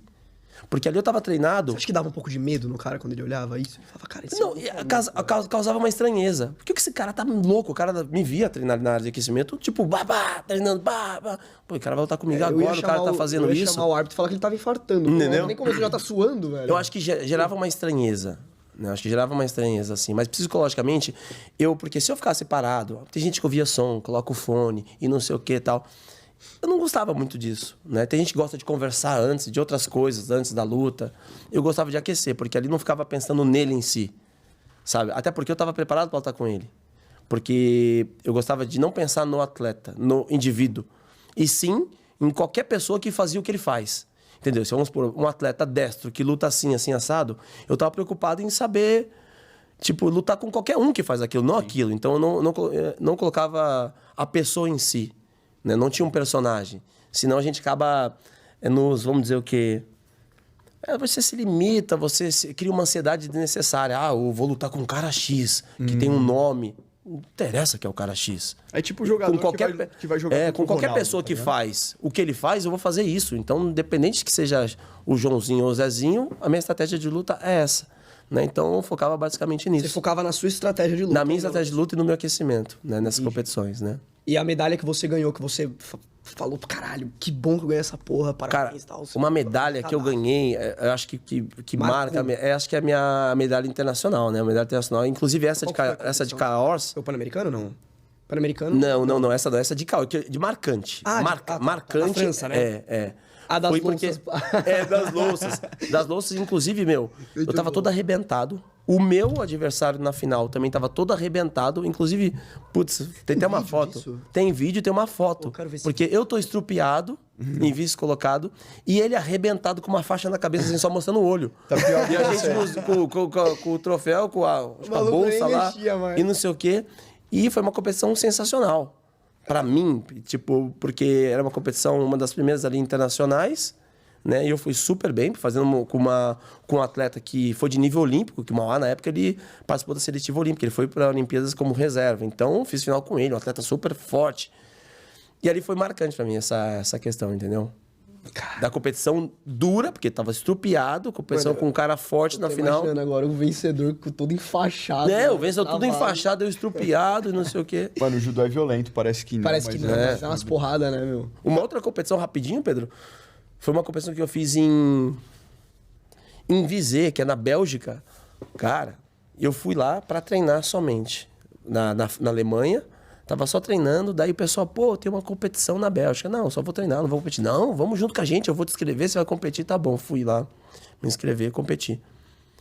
Cara, quando eu cheguei na minha chave, tinha 60 pessoas. Cacete. 60 pessoas, 60 atletas ali pra lutar. De vários países, né? De vários países. Cara, daí eu peguei e eu fiz com um cara do Azerbaijão. né? Eu fiz 5 lutas e não ganhei nada. Esses malucos são brutos. Nada. ganhou 5 nenhuma. lutas e não ganhei nada. Nada. Fiz com gente de tudo quanto é lugar e não sei o que. Peguei esse cara do Azerbaijão, meu. Ele fazia um golpe torto. Ele me jogava de tudo quanto é jeito, mas meio de pão. Mas eu caí de cara, ralando a cara e me jogava. Na época tinha o Cocá e não sei o que. E não ganhava luta de mim porque eu não caí de pão. Mas eu acho que seria bom se eu caísse de pão direto. Porque eu caí tanto de lado, de um jeito lá estranho, que eu caí de cara, porque ele fazia um golpe que eu não conseguia defender, caí de cara e ia ralando, que só essa parte da minha cara ficou ralada, assim. Você chegou a treinar pra defender um golpe desse ou aprender um golpe Depois sim. Né? Porque era um golpe diferente, que ele tem um estilo diferente de luta, que era muito de catada de perna, né? Era uma característica diferente deles, né? É proibido? Hoje hoje é. Porque você descaracterizou um pouco o judô. Né? Então, jiu-jitsu de novo. na verdade, mais o wrestling, né? Aqueles que pegam na perna. Então, o pessoal do leste europeu fazia muito catada de perna, são muito fortes nisso. Até porque eles têm algumas modalidades específicas que tem muita catada de perna, né? Então, eles não faziam judô propriamente dito, segurando kimono, golpe. Então, ele pegava, inclusive, os japoneses, jogava vários japoneses. Foi, na verdade, uma época da decadência do judô japonês, quando o pessoal do leste europeu, a Europa, começou a se destacar. Onde pegava, não tinha judô. Pegava, abraçava, então a força estava levando muita vantagem. Ele pegava, abraçava a perna e jogava o japonês. A técnica perdia, né? Exato, né? Então aí começaram a mudar e a readaptar a técnica para fazer judô mesmo. Eles, não pode pegar na perna. Tanto a Rafaela Silva, ela foi desclassificada em Londres Por causa disso. por causa disso, uma catada de perna ali. Né? Então, E assim, o judô ele é um esporte muito mais técnico do que a maioria das artes marciais, né? Se você for parar pra analisar. Tipo, eu tava ouvindo o cara falar que em 3 meses de jiu-jitsu, você aprende o equivalente de judô em 3 anos. Tipo, a relação. Tipo, 3 meses para Exato. 3 anos. eu vou te falar que é isso mesmo. O judô é um esporte muito difícil. Para a pessoa seguir o judô em caráter competitivo assim, você tem que começar desde cedo, desde criança. Você vai competir, se você começar mais velho, você vai competir, mas o seu nível, acredito eu que não vai ser um nível competitivo mesmo, E pessoas entendeu? que mudam de categorias de outras artes marciais e tudo mais pra entrar no judô, tem alguma facilidade também? Não. O judoca tem muitas facilidades para lutar jiu-jitsu. Sim, isso eu já fiquei sabendo. Já. E outras modalidades. Mas a pessoa sair de outras modalidades para lutar judô, isso você não Isso vê. não acontece. Não vê, acontece. Cara. Eu quero falar. Por que o judô não fica tão presente hoje em dia, por exemplo, no UFC, nessas Cara, você falou uma coisa super famosas? interessante, sabe por quê? Uma das coisas que eu acho, particularmente, que nos atrapalha é até um pouco da filosofia, aquela coisa antiga, hierárquica, sabe? japonês, né? Japonesa. Então, deixa de fazer com que o judô avance um pouco mais, deixar o judô um pouco mais também midiático, um pouco mais interessante para o público ver. Se você parar para assistir o judô, eu vou te confessar que ele é pouco atrativo. Sim. Eu vou assistir, você não entende a Quando o cara regra, se estabaca no chão, não é legal assim, né? você não entende a regra, o que está fazendo, o que é ponto, o que não é. E a mudança constante de regras atrapalha mais ainda. A cada ciclo olímpico, você vê a regra mudando. Puta, aí Entendeu? Um ciclo mudou. Agora pode pegar na perna. Agora não pode. Agora pode isso. Agora esse tipo de golpe não pode. atrapalha até os atletas. Né? Atrapalha os atletas, atrapalha o público, para quem vê, quem assiste. Então, e quando você vê as outras modalidades se movimentando, fazendo com que uma competição seja uma coisa, um show. Você vê os jogos de basquete, você vê as competições de jiu-jitsu hoje em dia, que é um show. Sim. Né? É uma atividade para a família. Sim. Então, não é simplesmente lá você vai e luta, é uma questão organizada, um evento bacana. Você vê nos intervalos do jogo de basquete, você vê shows, a pessoa faz isso, aquilo. No judô, acaba não tendo isso, a gente perde espaço com isso. Sim. E desculpa te interromper, mas eu queria falar sobre isso.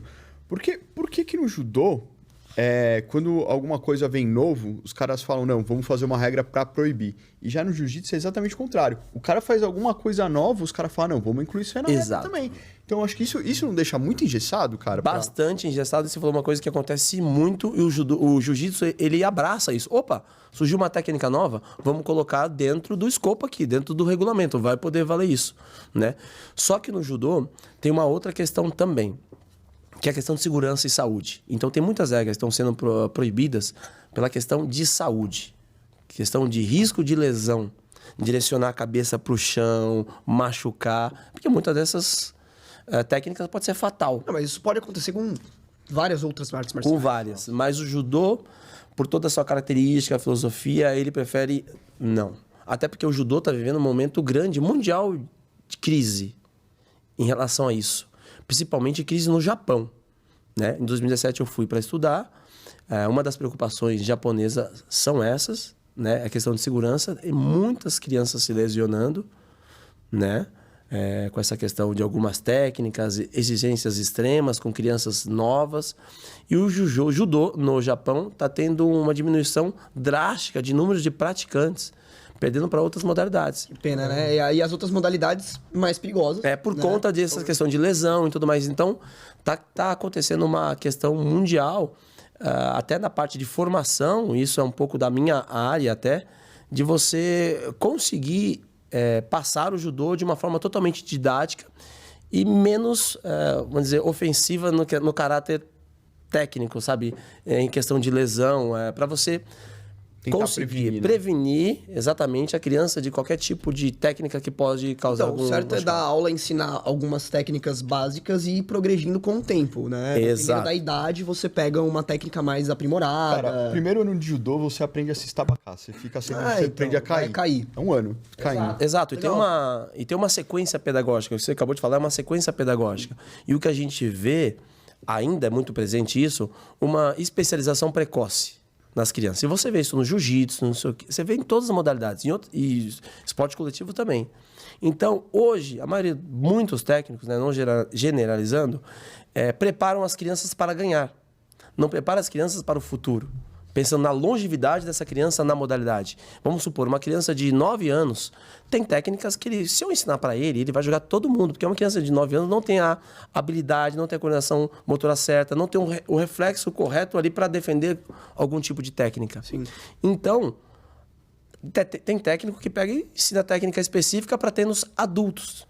E aí a criança, Atividade de adulto, não tem o cara ganha noção uma que aquilo competição. pode Vai lá e vai machucar, ganhar. né? Não tem, vai lá e joga. Então, daí você vê crianças crescendo, fazendo só aquela técnica e ganha tudo na categoria de base. E quando chega no júnior, ou uma categoria mais avançadas, assim, acaba tendo dificuldade até desenvolvimento, porque foi treinada para ganhar.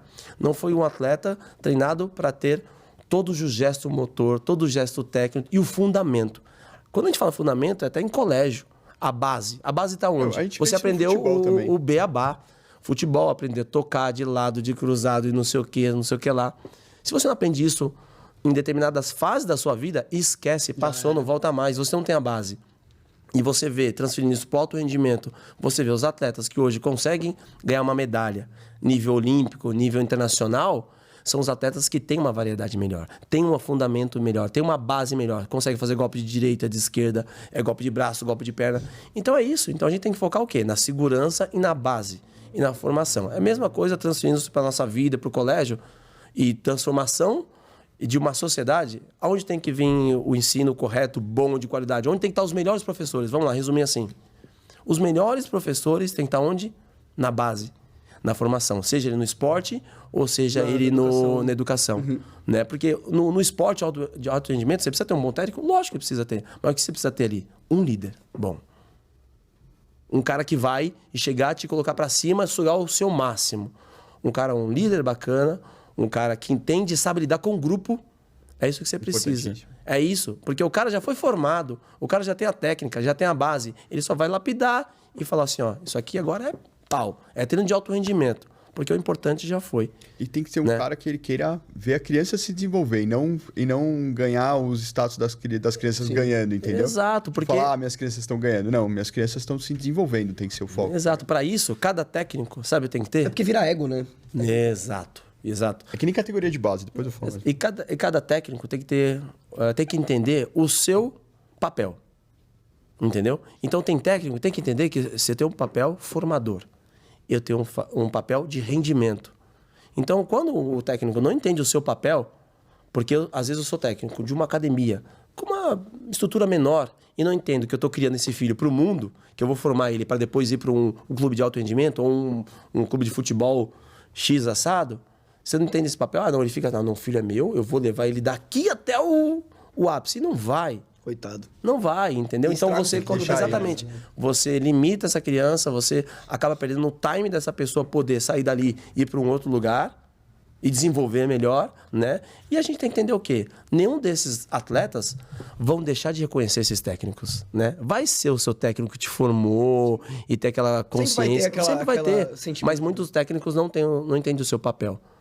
Né? Então, eu acho que é importante isso, sabe? Cada um entender o seu papel na sociedade ali como formador, né? Tu ia falar da categoria de base, o que é que você queria comentar? Não, que nem a categoria de base, durante muitas vezes, o time que ganha tudo não é o time que revela os melhores jogadores.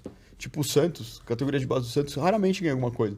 Só que os caras, eles atrasam... Não é só a categoria de base do Santos que raramente ganha alguma coisa. Não, tá. Faz muito tempo que o Santos tá hoje. Mas, tipo assim, eles focam em desenvolver o atleta pra jogar no profissional. Então, eles nem colocam, às vezes, o cara na base. É só pra treinar.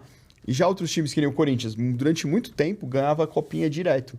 Só que não revelava jogadores. Sim. Porque eles pegavam os caras que tinham mais físico pra jogar ali na hora, pra ganhar a competição.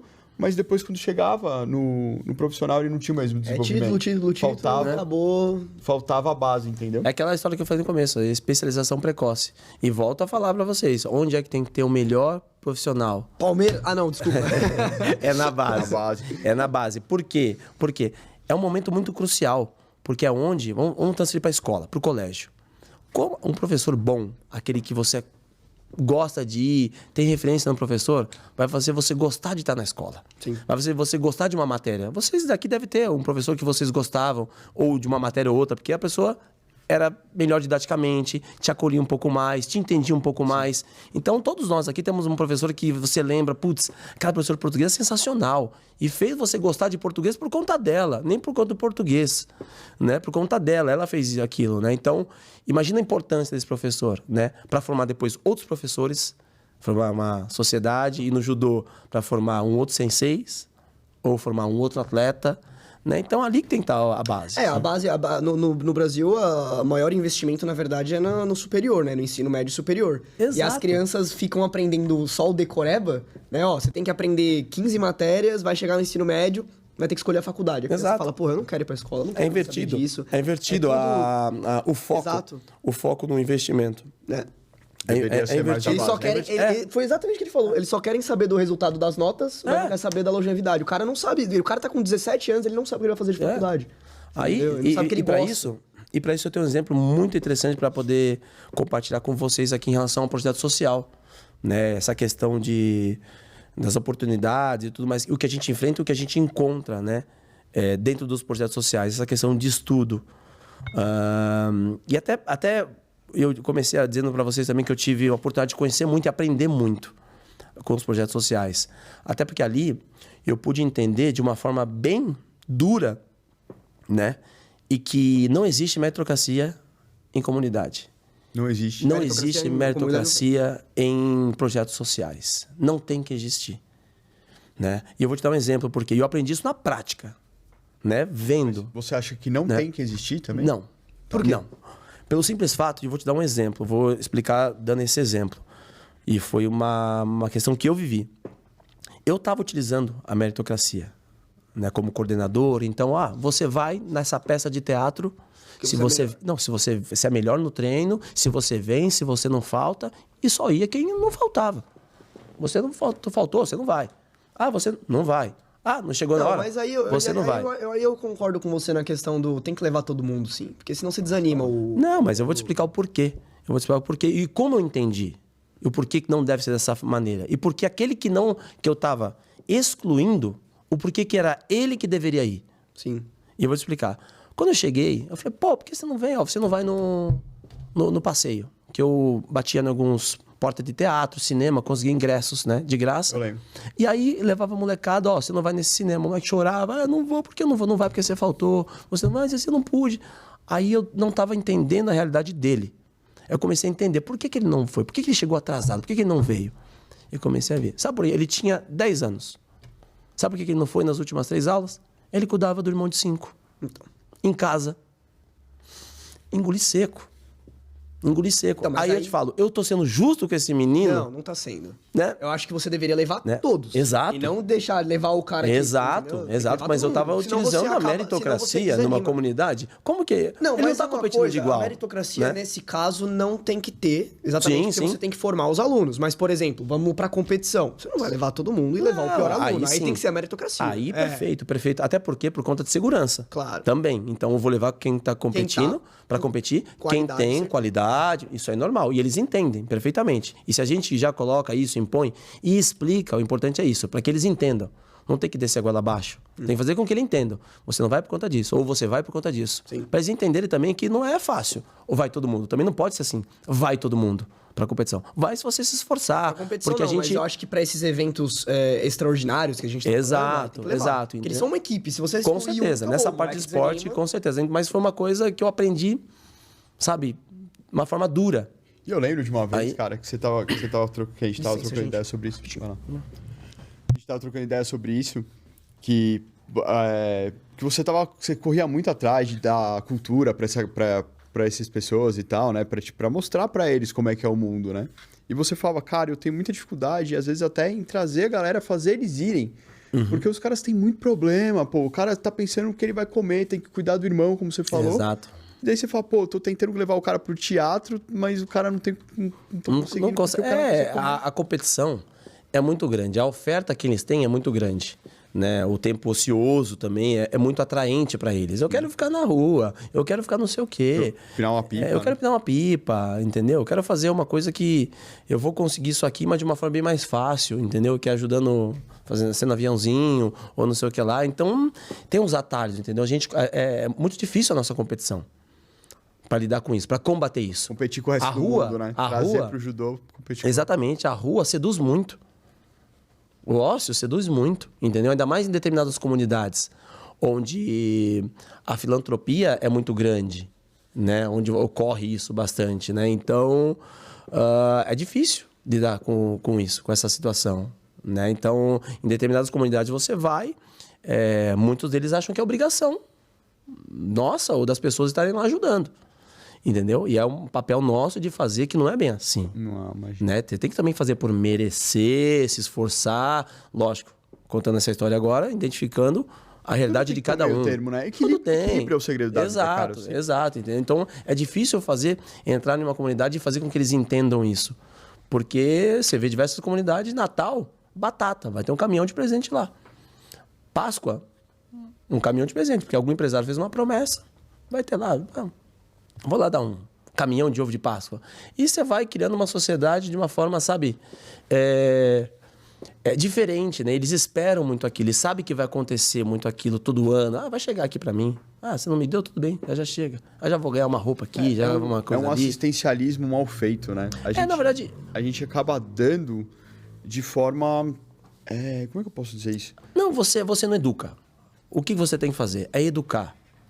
Né? Eu acho que a linha aí tem que seguir, é educar. Fazer eles entenderem isso. Sabe? O fato de simplesmente dar, muitas vezes você acha que é bom. E não é o fato de simplesmente dar. Ó, tô te dando. Não é uma troca, né? Sim. Aí a gente tem que entender, a gente tem que abrir as mãos, estender para todo mundo que está precisando. Um exemplo, você tá lá um cara na frente da sua casa, passando fome, pedindo uma comida. O que você faz? Pô, vou dar comida para esse cara. Normalmente. No outro dia ele tá lá de novo. Não, eu não faço isso, cara. Não, no outro dia. forma de ajudar. No outro dia ele tá lá de novo.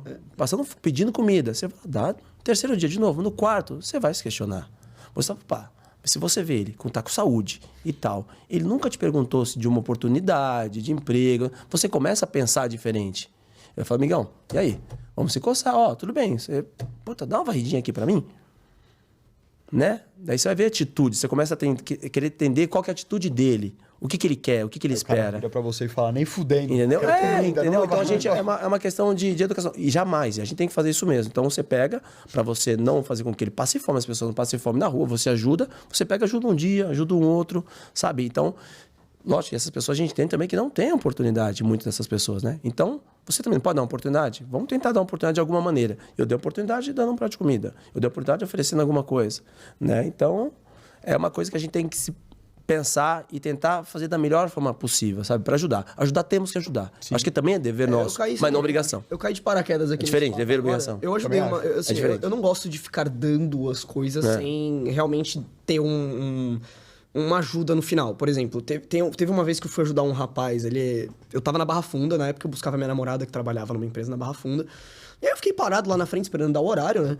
E aí, tipo, bateu um cara no vidro, pá, eu falei, puta, vai pedir dinheiro. Aí ele baixou, pediu dinheiro. Só que a primeira coisa que ele falou assim, pô, cara, desculpa atrapalhar, eu sou ex-presidiário, saí da cadeia, preciso encontrar minha família, preciso comprar uma passagem de ônibus daqui pro interior de São Paulo, papapá. E eu fiquei tipo, pô, mano, eu não tenho dinheiro em nota pra te ajudar, né? E aí eu peguei e falei, mano... E ele parecia que ele tava, tipo, chorando, semblante, assim, meio triste. Ele queria ajuda, não era simplesmente um cara que fala, me dá um dinheiro pra e depois continuar na rua, porque, sei lá, enfim... Pô, eu fui lá no mercado, na marca de São Vicente, tem um açaí, se não me engano, eu não lembro agora se é um açaí. E aí eu comprei aqueles caixas de chiclete e uns pacotes de bala. E aí eu entreguei pra ele, eu falei, pô, cara, ao invés de você chegar na pessoa com cara de triste, parecendo que, sei lá, é um miserável e tal, falando que é ex-presidiário, você não vai conseguir dinheiro, velho. Chega e fala assim, com a balinha. Fala, ó, pô, cara, tô vendendo sonhos, quer me ajudar a conquistar o meu? Quer me ajudar e tal... Esse tipo de coisa atrai o público. E aí, tipo, a pessoa vai te dar um dinheiro. Às vezes o pessoal dá o dinheiro sem nem precisar pegar a bala pra ele, o chiclete, enfim. Direto. E aí ele pegou, fechou. No outro dia eu não fui, porque ela tava voltando de Uber de noite. E aí, no terceiro dia eu fui de novo na frente da empresa. E o cara tava lá. E aí eu cheguei nele e falei, e aí, meu, acabou as balas? Ele, mano, já comprei a terceira caixa, eu já fiz o dinheiro da passagem, tô fazendo o dinheiro pra sobrar pra eu poder me alimentar na viagem e ir pra lá. Me agradeceu, chorou pra caralho. Nunca mais ouvi o cara. Eu acho que ele deve ter se dado bem. Não, isso é muito legal. Não, isso é muito interessante. Mas, na verdade, sempre quando eu vejo alguém pedindo alguma coisa pra mim, cara, eu faço uma reflexão muito rápida, assim, sabe? Do sentido que esse cara pode não ter... Pode não, com certeza não deve ter competido de igual. Não teve as mesmas oportunidades. E eu falo por mim. Depois eu vou falar um pouquinho disso. Ele não deve ter competido de igual para ter a mesma oportunidade que todos. Então, às vezes eu vou lá, ajudo. Nem sempre eu ajudo, nem sempre também eu posso ajudar. Mas vou lá, ajudo esse, ajudo aquele. Então, mas a primeira visão é essa, sabe? Dessa questão da oportunidade. Não deve ter tido a mesma oportunidade que outra pessoa. Então, vou lá. Primeira reação minha é querer ajudar nesse sentido, sabe? Porque isso, contudo, né? Até... Eu aprendi também trabalhando com projetos sociais, com a vida, uma pessoa também que me ajudou muito conversando sobre essas coisas, sobre como que funciona o próprio sistema, né? Fazer com que entendesse, né? E eu me considero uma pessoa sempre em evolução e hoje eu acredito que eu consigo falar um pouquinho melhor sobre essas situações porque eu consigo organizar um pouco mais as minhas ideias. Sobre até política, sobre isso, sobre aquilo.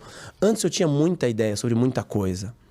Sabe? E eu tinha uma coisa pré-estabelecida, mas não conseguia organizar ou para chegar para você aqui e falar, ó, é isso porque é isso, sabe? Eu acho que deveria ser feito isso, como eu falei agora sobre a meritocracia. Né? Hoje eu consigo construir minha ideia, organizar para poder falar e explicar. Se expressar melhor. Se expressar, porque às vezes as pessoas não me entendiam quando eu falava. Né? Então eu consegui, com o tempo, acho que a maturidade, com a experiência, aquela coisa toda...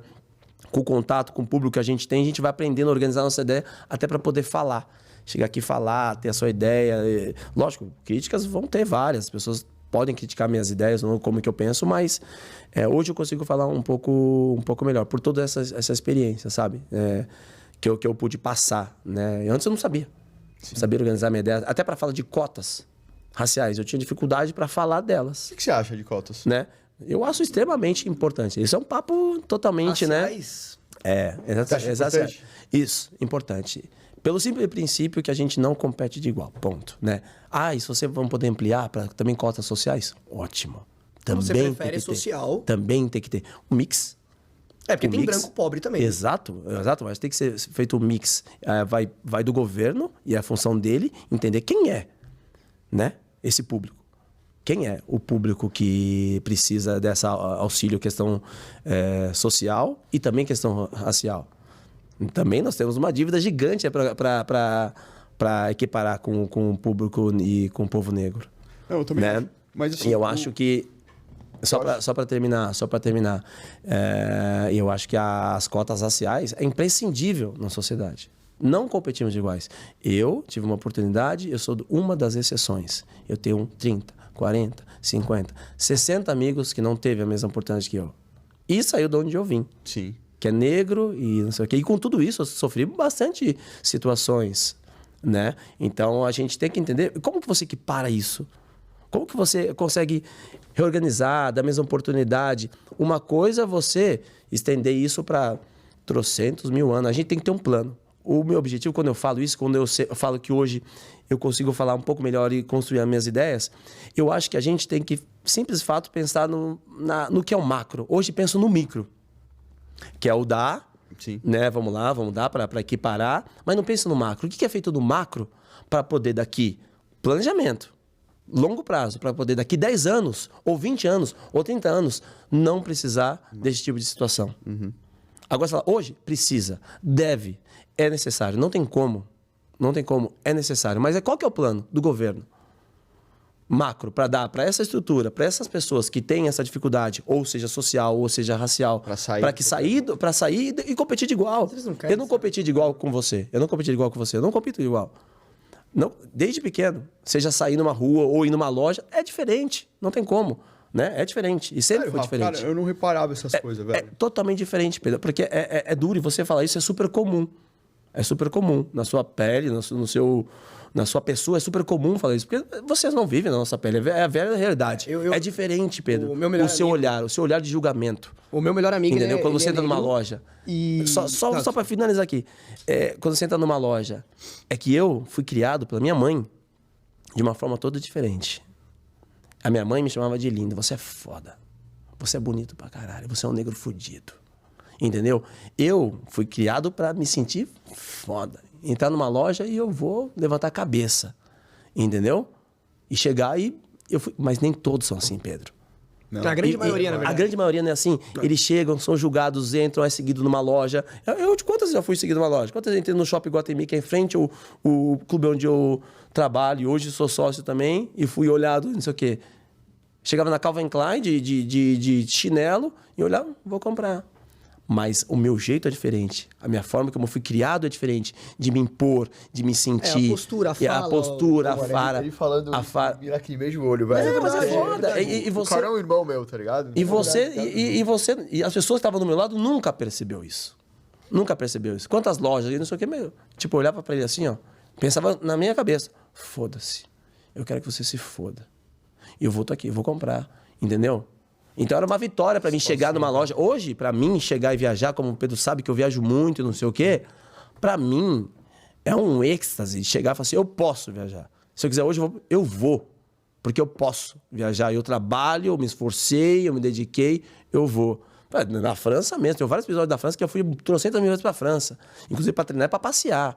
Chegava lá, andando assim, não sei o quê. França tem 300 mil negros. Sim. Entendeu?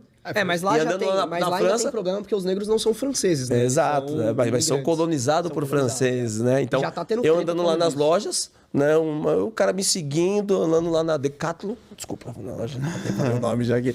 Aí eu tô lá, o cara me seguindo. Cheguei no cara, pas problème. Não sei nem se eu falei sério.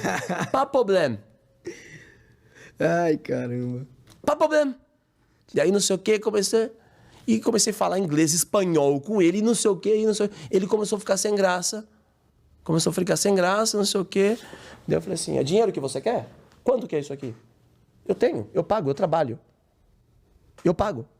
Por que você tá me seguindo? Não, desculpa, ficou todo sem... Desculpa. Daí veio todo mundo, os meus amigos do judô, o que tá acontecendo? Não, o cara tá me seguindo. Você tá louco? Entendeu? Um outro episódio que eu tive em Portugal, na época do iPod, da Apple. Fui lá pra Portugal, fui lutar em Portugal. Putz, super barato o iPod. Cheguei lá no hotel. No hotel top. Mas top em Portugal, em Lisboa. Mas isso foi a passeio ou foi pela comissão? Isso foi a competição. Foi a passeio e comprei. Na comissão, comprei um iPod. Cheguei no iPod, peguei, deixei dentro do quarto do hotel. Fui sair, fui passear, não sei o que, voltei. Cadê o iPod? Ué? Não. Sumiu o iPod. Tá dentro do meu quarto. Não, comprei. Daí não sei o que, chamei a gerência, ó, o iPod sumiu. Não sei o que lá. Tal. Não, sumiu o iPod dentro do meu quarto. Não, você deve estar enganado. E não sei o que. Eu falei assim, não, vai ter que aparecer. Meu iPod? Não, eu perdi. Daí começaram a desconfiar de mim. Não, tem certeza que você trouxe? Você comprou? Você tem a nota do seu iPod? Tenho. Olha a nota aqui do meu iPod. E não sei o que lá. Daí eu comecei a me alterar na frente do hotel, na recepção. Daí eu falei assim, ó, vocês vão me dar meu iPod. Pega as câmeras agora, quero saber quem entrou no quarto e pegou, roubaram meu iPod. E tinha um amigo meu de quarto, que é o Alessandro Colli. Eu falei, Guache, apelido dele é Guaxinim. Guache, você pegou meu iPod? Tá zoando, cara? Eu vou lá falar na recepção, vou quebrar o pau lá, meu. Não, você tá louco? Eu não peguei. Vamos lá, vamos quebrar o pau. Cheguei, comecei a discutir, começaram a desconfiar de mim e não sei o que. Não, você não pegou, blá, blá, blá, blá. Não, você desculpa. Daí eu falei assim, ó, seguinte, vocês não vão ver, não vão falar do meu iPod, não vou dar conta do meu iPod? Eu falei assim, não posso fazer nada. Não, eu vou fazer o seguinte, eu tô indo lá. Eu vou comprar outro iPod. Pra mostrar que eu tenho dinheiro, tá? Que eu não preciso roubar ou mentir. Tá? Ou mentir. Mas eu vou comprar, mas o meu vocês vão devolver. Eu vou comprar, fui lá, comprei outro na loja. Outro iPod, cheguei aqui, ó. Mas o meu vocês vão dar. O cara, um hotel chiquérrimo, chegou lá, me chamou de canto, aqueles caras que vêm buscar mala, sabe? Como é o nome dessas pessoas? É o mano que busca a mala. É o mano que busca a mala. É o mano que busca a mala, veio, chegou no canto, ó, posso te falar? Desculpa eu te falar, mas eu posso perder meu emprego. Cara, portuguesinho, ela falando todo aquele jeitinho lá, né? E eu falei, cara, é o seguinte, estão desconfiando de vocês, são muito preconceituosos aqui. E falaram pra mim assim, esse neguinho, certeza que não comprou nada.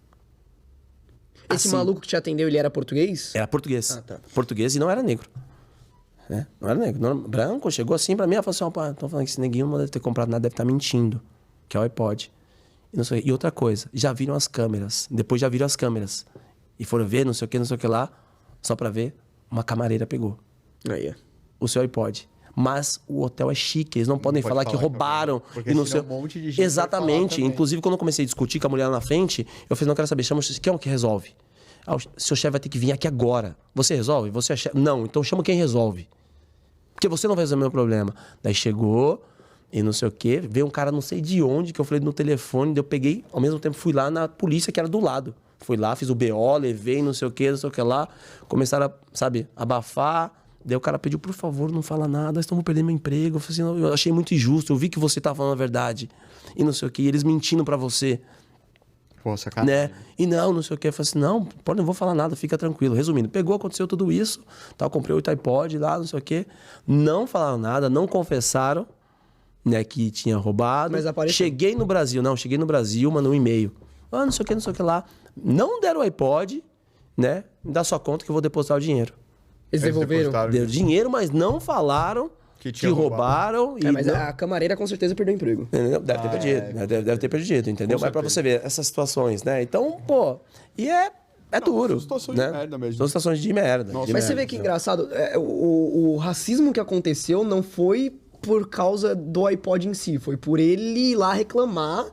E eles falaram, nossa, mas um negro desse tem um iPod? Um iPod, Na pode verdade, comprar um iPod. O ladrão era a própria funcionária. Exato. Né? E o pessoal do hotel viu e ficou tipo, não, vamos passar um pano. Vamos passar um pano por causa da imagem do hotel. Eu tava comentando na hora que você foi falar sobre isso. O meu melhor amigo, ele é negro, cara. E, tipo, realmente, Pedrão, o pessoal... É nítido quando a gente vai num lugar junto. Teve uma vez que eu saí com ele e ele tava com a barba meio mal feita, assim, tal, os cansadaços. Tava estudando pra cacete na época.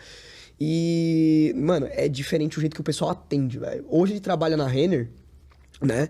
E uma vez ele foi... Ele é aquele cara que fica de olho no pessoal. O cara que segue, digamos assim. E uma vez ele pegou um mano branquelão, assim, passando a mão, tá ligado? O maluco tava com o imã, tentando tirar o lacre, né? E ele pegou o cara lá, tipo, e era nítido que, tipo... O próprio pessoal do shopping ficava estranhando, tipo, nossa, o moleque branquelo ali é ladrão, tipo, não sei o quê. Se fosse o contrário, era tudo julgamento, entendeu? Era tudo julgamento. Se fosse... muito doido, entendeu? A nossa sociedade existe muito. E ele sofre isso, tipo, o pessoal... por isso que eu falei das cotas sociais. Porque a gente sabe que tem muito branco também que, porra, é pobre, periférico, tem problema de aprendizado e tudo mais. Só que, pô, cara, você vê o pessoal comprando carro, quando na internet tem muito vídeo disso, tem os vídeos que os caras trollam, né, que é um negão, tipo, mais pobre, vai lá, tenta comprar um carro, o cara fala, pô, mano, você não tem dinheiro, até quer ver um carro mais barato, ele nem vê o que o cara faz da vida. Não vê, Só não vê como pessoa. É o que eu falei, que a gente não compete igual, cara. Não tá, não. Enquanto a gente não competir igual, é necessária a cota. Eu sou a favor da cota social, eu não sou a favor da racial em si, porque eu acho que a racial acaba gerando mais... Então, mas eu entendo diferença, perfeitamente, entendeu? mas a gente tem uma questão tão antiga a se equiparar que não tem como, gente. Até porque a maioria da população é negra. Sim. Entendeu? Eu também sou a favor Você tem de defesa fazer da uma população junção brasileira? disso, social com racial, mas não tem como. A gente precisa dar o pontapé, a gente precisa começar a introduzir. Você vê em trocentos mil lugares, você vai ver que a minoria dos lugares onde de expressão vão estar os negros. Minoria. Eu sou uma prova viva disso, né? Não, eu concordo, mas tipo assim, Rafa, o que eu penso sobre isso é o seguinte. Quando começou cotas raciais, eu falei, pô, legal, porque a gente precisa desenvolver mais pessoas para serem exemplos também que o cara se identifique. Porque, pô, a gente tem essa coisa de identificar com quem é mais parecido de alguma forma, né? Tipo, pô, eu adorava o Roy Nelson porque ele era gordo e brigava muito, tá ligado? Era no UFC e tal, os caras adoravam ver os gordinhos. E é a mesma coisa, a gente gosta de se identificar com alguém que é parecido com a gente. E eu, quando começou isso de cotas raciais, eu falei, pô, legal, vai ter mais oportunidade, a gente vai gerar mais exemplos para a galera se identificar. Só que, cara, do jeito que isso se desenvolveu, na minha opinião, tá? Você tem muito mais... sabe muito mais que eu disso, mas assim, você acaba gerando uma diferenciação real entre as raças reais. Então, tipo assim, ao invés de você dar oportunidade para quem precisa, você tá dando oportunidade só por um fator de raça, entendeu? Vou te explicar mais ou menos. Vamos lá para eleição. Muitas pessoas alegaram ser negras para poder ter cota lá na eleição. Mas essa é uma outra questão. Aí você pega e fala assim: "Ah, não, Essa é uma mas aí questão. mas o cara não é negro, é só você ver que ele não é negro". Tá. Aí beleza. Se você for levar isso pra coisas mais básicas da vida, o maluco ele não é negro, que nem, por exemplo, o meu pai é branquelo, ele teve filhos negros. Eles não tiveram problemas financeiros. Meu pai, ele é um empresário, não é grande, é um microempresário, tal. E meus irmãos poderiam se aproveitar das cotas raciais para poder entrar em universidades, para poder, enfim, sendo que eles não precisavam. Sendo que tem pessoas, por exemplo, amigos meus, muito, muito brancos, que são pobres, moram na periferia aí, Jova Rural, Jardim Fontales, enfim, que seja, e eles não teriam a mesma condição. Você vai pegar pra escolher, o que é cor? O que é negro? O pardo é negro? Mas ele é parente. Mas ele também é descendente de índio. Se você for ficar fazendo essa coisa, no final, não vai dar certo. Eu entendo isso perfeitamente. Isso gera uma diferenciação, uma distância a mais ainda. O cara que é branco, que é pobre, fica com raiva. Não. Cara, não. é real. Mas vou te falar uma coisa. Isso você falando, eu entendo você tá falando. Eu tento, na verdade, Tem que tentar ser o seu social, raciocínio, mas vou te falar. Não é você, não tô me direcionando a você, mas ao incômodo das pessoas. Quando fala, pô, mas acha que hoje nós estamos sendo privilegiados. Não, a palavra não é essa. Aí que tá. Hoje são quantos negros que estão tendo esse benefício, e eu vou falar vocês porque vocês são brancos, e quantos anos, e vamos dizer, a vida inteira vocês tiveram isso. E hoje só agora nós estamos tendo isso. Não, legal, não é privilégio. Não. Entendi. Então, só agora nós estamos tendo isso. Esse momento, de novo, para equiparar. Por isso que eu falo que tem que fazer isso junto com o social e com o macro. Qual que é o planejamento? Independente se vem X ou assado de político, isso aqui não mexe. Então. Essa estrutura não mexe. Exemplo, cara, entra o prefeito, o cara vai pintar de novo o ponto de ônibus, porque é a cor que remete o outro prefeito, pô.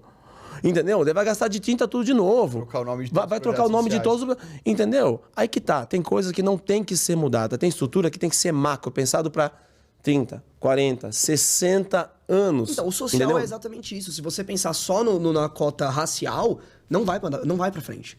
Não. Isso vai gerar problema. Isso é problemático. Não, perfeito. Eu acho que como um todo, como tudo na vida, tem que ter uma adaptação, uma readequação.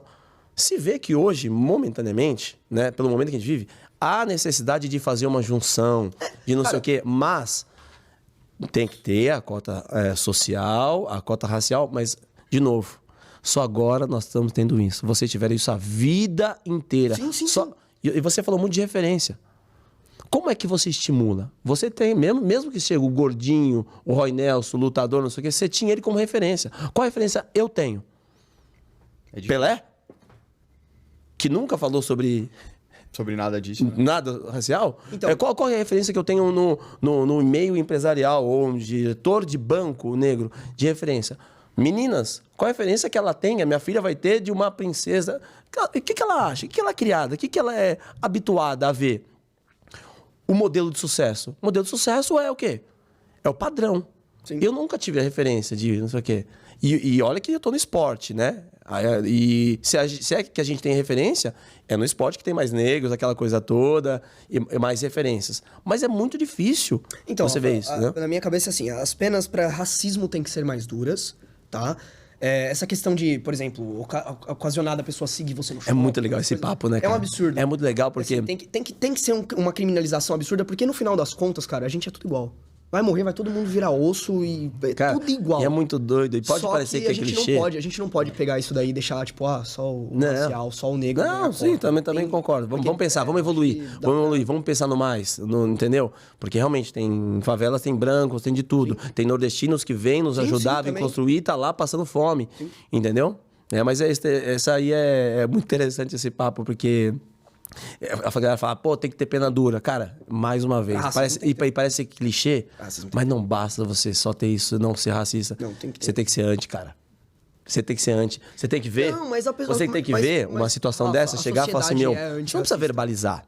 Você não precisa verbalizar ou brigar com um cara ou discutir com um cara no bar porque ele foi racista. Mas você tem que se indignar, cara. Mas a sociedade Você tem que chegar ela e é falar, assim. meu, Que cuzão. Rafael, a sociedade. Que cuzão. A sociedade é antirracista. Entendeu? Quando qualquer coisa mínima que a gente vê, sei lá, no Twitter, no partes, Facebook, né? no YouTube, passa na TV sobre racismo, o povo se revolta. A questão é. O problema é que estão vou levando. te falar que em partes, né? Se volta, não. Tem gente que fala que... Primeira coisa que fala do racismo, calma aí, será que foi mesmo? Não, mas peraí. Né, dá uma- Peraí. Será? Calma aí. Será? Será que não é um mimimi? Não, Falam assim. não, calma aí. Será que não usou isso como... Não, vamos ser sinceros. Tem coisa hoje em dia que puta que pariu, né? Se a pessoa falar pra mim assim, não, eu não consegui um emprego porque o meu cabelo... Você viu o cabelo da menina lá na foto? A menina não passava numa porta, ela tinha o cabelo desse tamanho. E qual o problema? Então, não tem problema nenhum. Mas o dono da empresa pegou e falou, eu tenho negras na empresa, mas eu vou contratar você porque pra imagem da gente não faz sentido. Qual o problema? Isso é racismo? Não.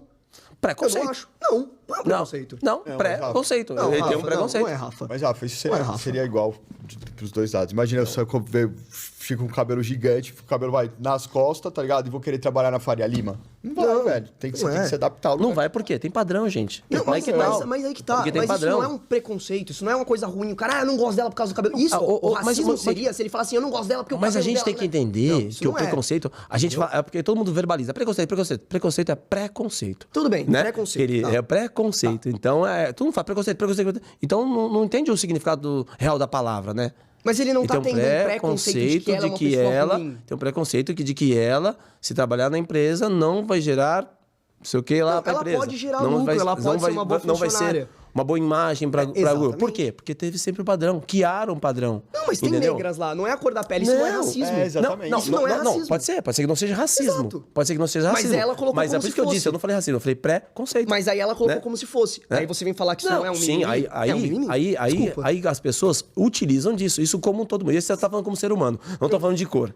Não, Tô então, falando mas o ser humano. você falou assim, tem se- muita gente que fala que é mimimi. Nesse caso, o pessoal do Twitter, umas pessoas falam, é porque é racista. Não, ele não foi Só que racista. é importante Não, lógico que as a gente pessoas- entender o mimimi. Porque é o seguinte, a pessoa vive aquilo, vai tomando porrada a vida inteira. Às vezes, quando ela toma uma porrada que não era pra ela, entendeu? Ela recebe também. Sim, Então, tipo claro, assim, então ela dói fala, pô, muito. tá ligado? Viram um mecanismo de autodefesa que acaba extrapolando a realidade da E, tipo, da e a pessoa. realidade dela é essa, ela já sofreu muito com isso. Então, quando colocam pra ela isso, ela fala, pô, é isso de novo. Ela tá na defensiva. É isso de novo. Qualquer É. coisa mínima... Por isso que eu falo, ainda é um fator histórico. Daí como você equipara uma coisa dessa? Como você muda lá atrás, no macro? Melhorando isso, colocando, inserindo. Ponto. Se não faz isso, esquece. Primeiramente, é o Entendeu? ensino. As crianças têm que- Exato. É o de ensino, básico. é a Ensino, base. Como a gente falou aqui várias... Pô, Exato. papo bacana que a gente teve agora sobre onde tem que estar os melhores professores, onde tem que estar a melhor educação, onde tem que estar... Sabe? É nisso. Aí a gente vai conseguir pensar lá na frente. Entendeu? para que mude isso. Eu espero, sabe? eu espero que o futuro seja bom dessa forma e a gente consiga resolver. Não, lógico. E o todo, né? Essa conversa toda aqui que a gente teve aqui, é pra isso, né? Sim. Pra gente tentar identificar. A gente conversou de tudo aqui, né? Rafa, Claro, De tudo aqui, né? a gente vai precisar terminar o episódio. Passa uma Show. mensagem pro pessoal aí que tá te assistindo. Fala do judô, fala o que você acha que tem que fazer, Cara, por que primeiro, que é bom. primeiro obrigado pelo Manda seu convite, né? E na verdade, o objetivo aqui não foi também vir chegar aqui e falar uma história triste, né? Ah, o menino negro que saiu da periferia. Não, que Não, isso. uma história de vitória mesmo, uma história de vida, mais uma que tem trocentas mil aí no Brasil de história bacana para poder ouvir. Mas acho que a frase que eu deixaria mesmo é que, como eu comecei dizendo aqui, que eu sou do esporte e na verdade, me desenvolvi, me criei no esporte, eu acho que um dos objetivos e na verdade, minha vontade, meus anseios, assim, é que isso tivesse mais dentro da nossa sociedade, né? O judô em si. Eu vou falar do judô mesmo, porque eu acho que consegue moldar, consegue melhorar, seja ela ali do seu micro até no macro, seja no colégio, do colégio muda da sala, muda do colégio inteiro, né, muda do seu bairro. Você teve e contou algumas características minhas que acabou, que às vezes eu acabo nem lembrando, mas é tão natural que a gente acaba exercendo ou praticando, que você vendo isso, espero que possa te espelhar. Sim, com que certeza. você possa seguir. E um judoca, e na verdade a pessoa que faz judô, que tem um contato, não é normal. Um judoca é anormal. E tem que ser anormal. diferenciado, é diferenciado. E tem que ser diferenciado. É diferente, porque da sua forma de ter a postura, da sua forma de conduzir, da sua forma de falar, tem que ser diferenciado, entendeu? Porque a gente também tem um papel. Um judoca, e eu como professor, tenho um papel aqui na sociedade, entendeu? De desenvolver tudo isso. Então a mensagem que eu digo é, na verdade, tenta, na verdade, hoje em dia, fazer parte de alguma comunidade, de algum grupo, e se puder, do judô, porque o judô vai conseguir, na verdade, te auxiliar em vários aspectos. A gente usa o judô hoje como um meio de transformação, né? Sim. Sem falar da competitividade, da luta em si. A gente é um braço do pai, é um braço da mãe, é um braço da sociedade para que ele tenha um caminho. Ninguém que entra Pra que no judô ele- sai pior, né? Exato, Realmente, pior ninguém. exato. Então é para ter um caminho, né? Então o objetivo é esse, né? E o meu sonho realmente é ver o judô nas escolas. Esse foi um dos objetivos que eu fui no Japão em 2017, que foi estudar para ter um projeto que tinha sido aprovado lá atrás para o antigo governo, que é introduzir o judô nas escolas, como grade curricular, Sim. né? Para você ver e tentar conseguir mudar e moldar ali e ajudar, na verdade contribuir, né? A gente contribuir. Hoje eu penso, e o meu papel na verdade é contribuir. O que o judô me deu, a oportunidade que me deu de não conhecer o mundo, de sim, de vida, né? E o que eu posso passar hoje para meus alunos, né? Enquanto mais gente passar, mais pessoas passarem, mais pessoas e mais alunos passarem na minha mão e puder ter um pouquinho daquilo que eu tive, para mim já estou satisfeito. Porra, legal, Sabe? cara. Eu estou satisfeito mesmo, porque quando eu vejo alunos, que hoje eu estou mais velho, vejo alunos lá no clube ou em qualquer outro lugar que eu pô, sei, caramba, eu lembro que você falava, tá no... bichinho picou, entendeu? Tá nele, entendeu? Então já foi, para mim é o que vale, né? Então a gente tem que espalhar isso aí, né? E para os meus alunos também eu falo, hoje cada um deles também tem uma missão. No último mês eu graduei uma turma dos mais velhos, né? Que chegaram à faixa marrom. Marrom já. E eu falei, cara, galera, vocês agora, papel diferente. Mudou para vocês. Não é só simplesmente lutar, treinar. Você tem uma missão. Missão. E é passar isso e aquilo. Entendeu? Então esse é o recado que eu gostaria de dar, entendeu?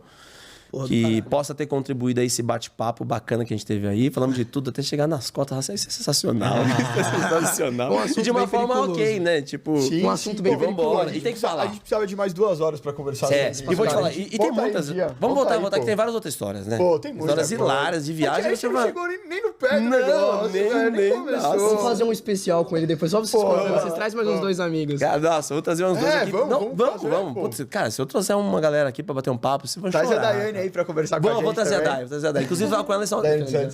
Tava com ela, o quê? Anteontem? Tava com ela anteontem, sensacional. No dia da consciência negra, a gente pôde ir no aniversário lá da Thelminha do BBB. Foi sensacional e, putz, várias personalidades lá. E ela, putz, a Dai, cara, ela vai poder falar aqui muito por vocês e vai poder compartilhar muita coisa bacana. Vamos com entrar em vocês, contato do com ela. esporte. Vamos entrar em sim. contato. Mais do que atleta, ele é amado por todo mundo, esse cara. Gente boa. Olha que alguém que não me ama vai ouvir isso, vai mandar uma mensagem. Eu duvido. Eu quero ver alguém que fale, não, eu não gosto do Amaral. Não tem, velho. Não tem. Não vou falar na vida. Rafael, Cara, muito valeu, obrigado cara. por hoje, cara, de verdade. Galera, Obrigadão Sério, aí. foi um prazer te conhecer. Mais uma vez colocando as Valeu. ideias em movimento, agora com esse meu parceiro aqui que eu tava morrendo de saudade, não vejo mais Obrigadão. porque ele quer viajar o mundo, né? Só quer Não pegar só as pra já menininhas trabalhar. também. Não vou falar dessas coisas aqui, mas A gente fala Você falar depois isso, o disso. pessoal vai A gente acreditar. fala depois o disso, menino pelo não amor de sabe Deus. fazer esse Corta. esquema. Pois é isso, galera. O esporte movimenta a vida de muitas pessoas, cara. E a sua? O que te move? Obrigado por assistir o episódio de hoje. Até mais. Até mais.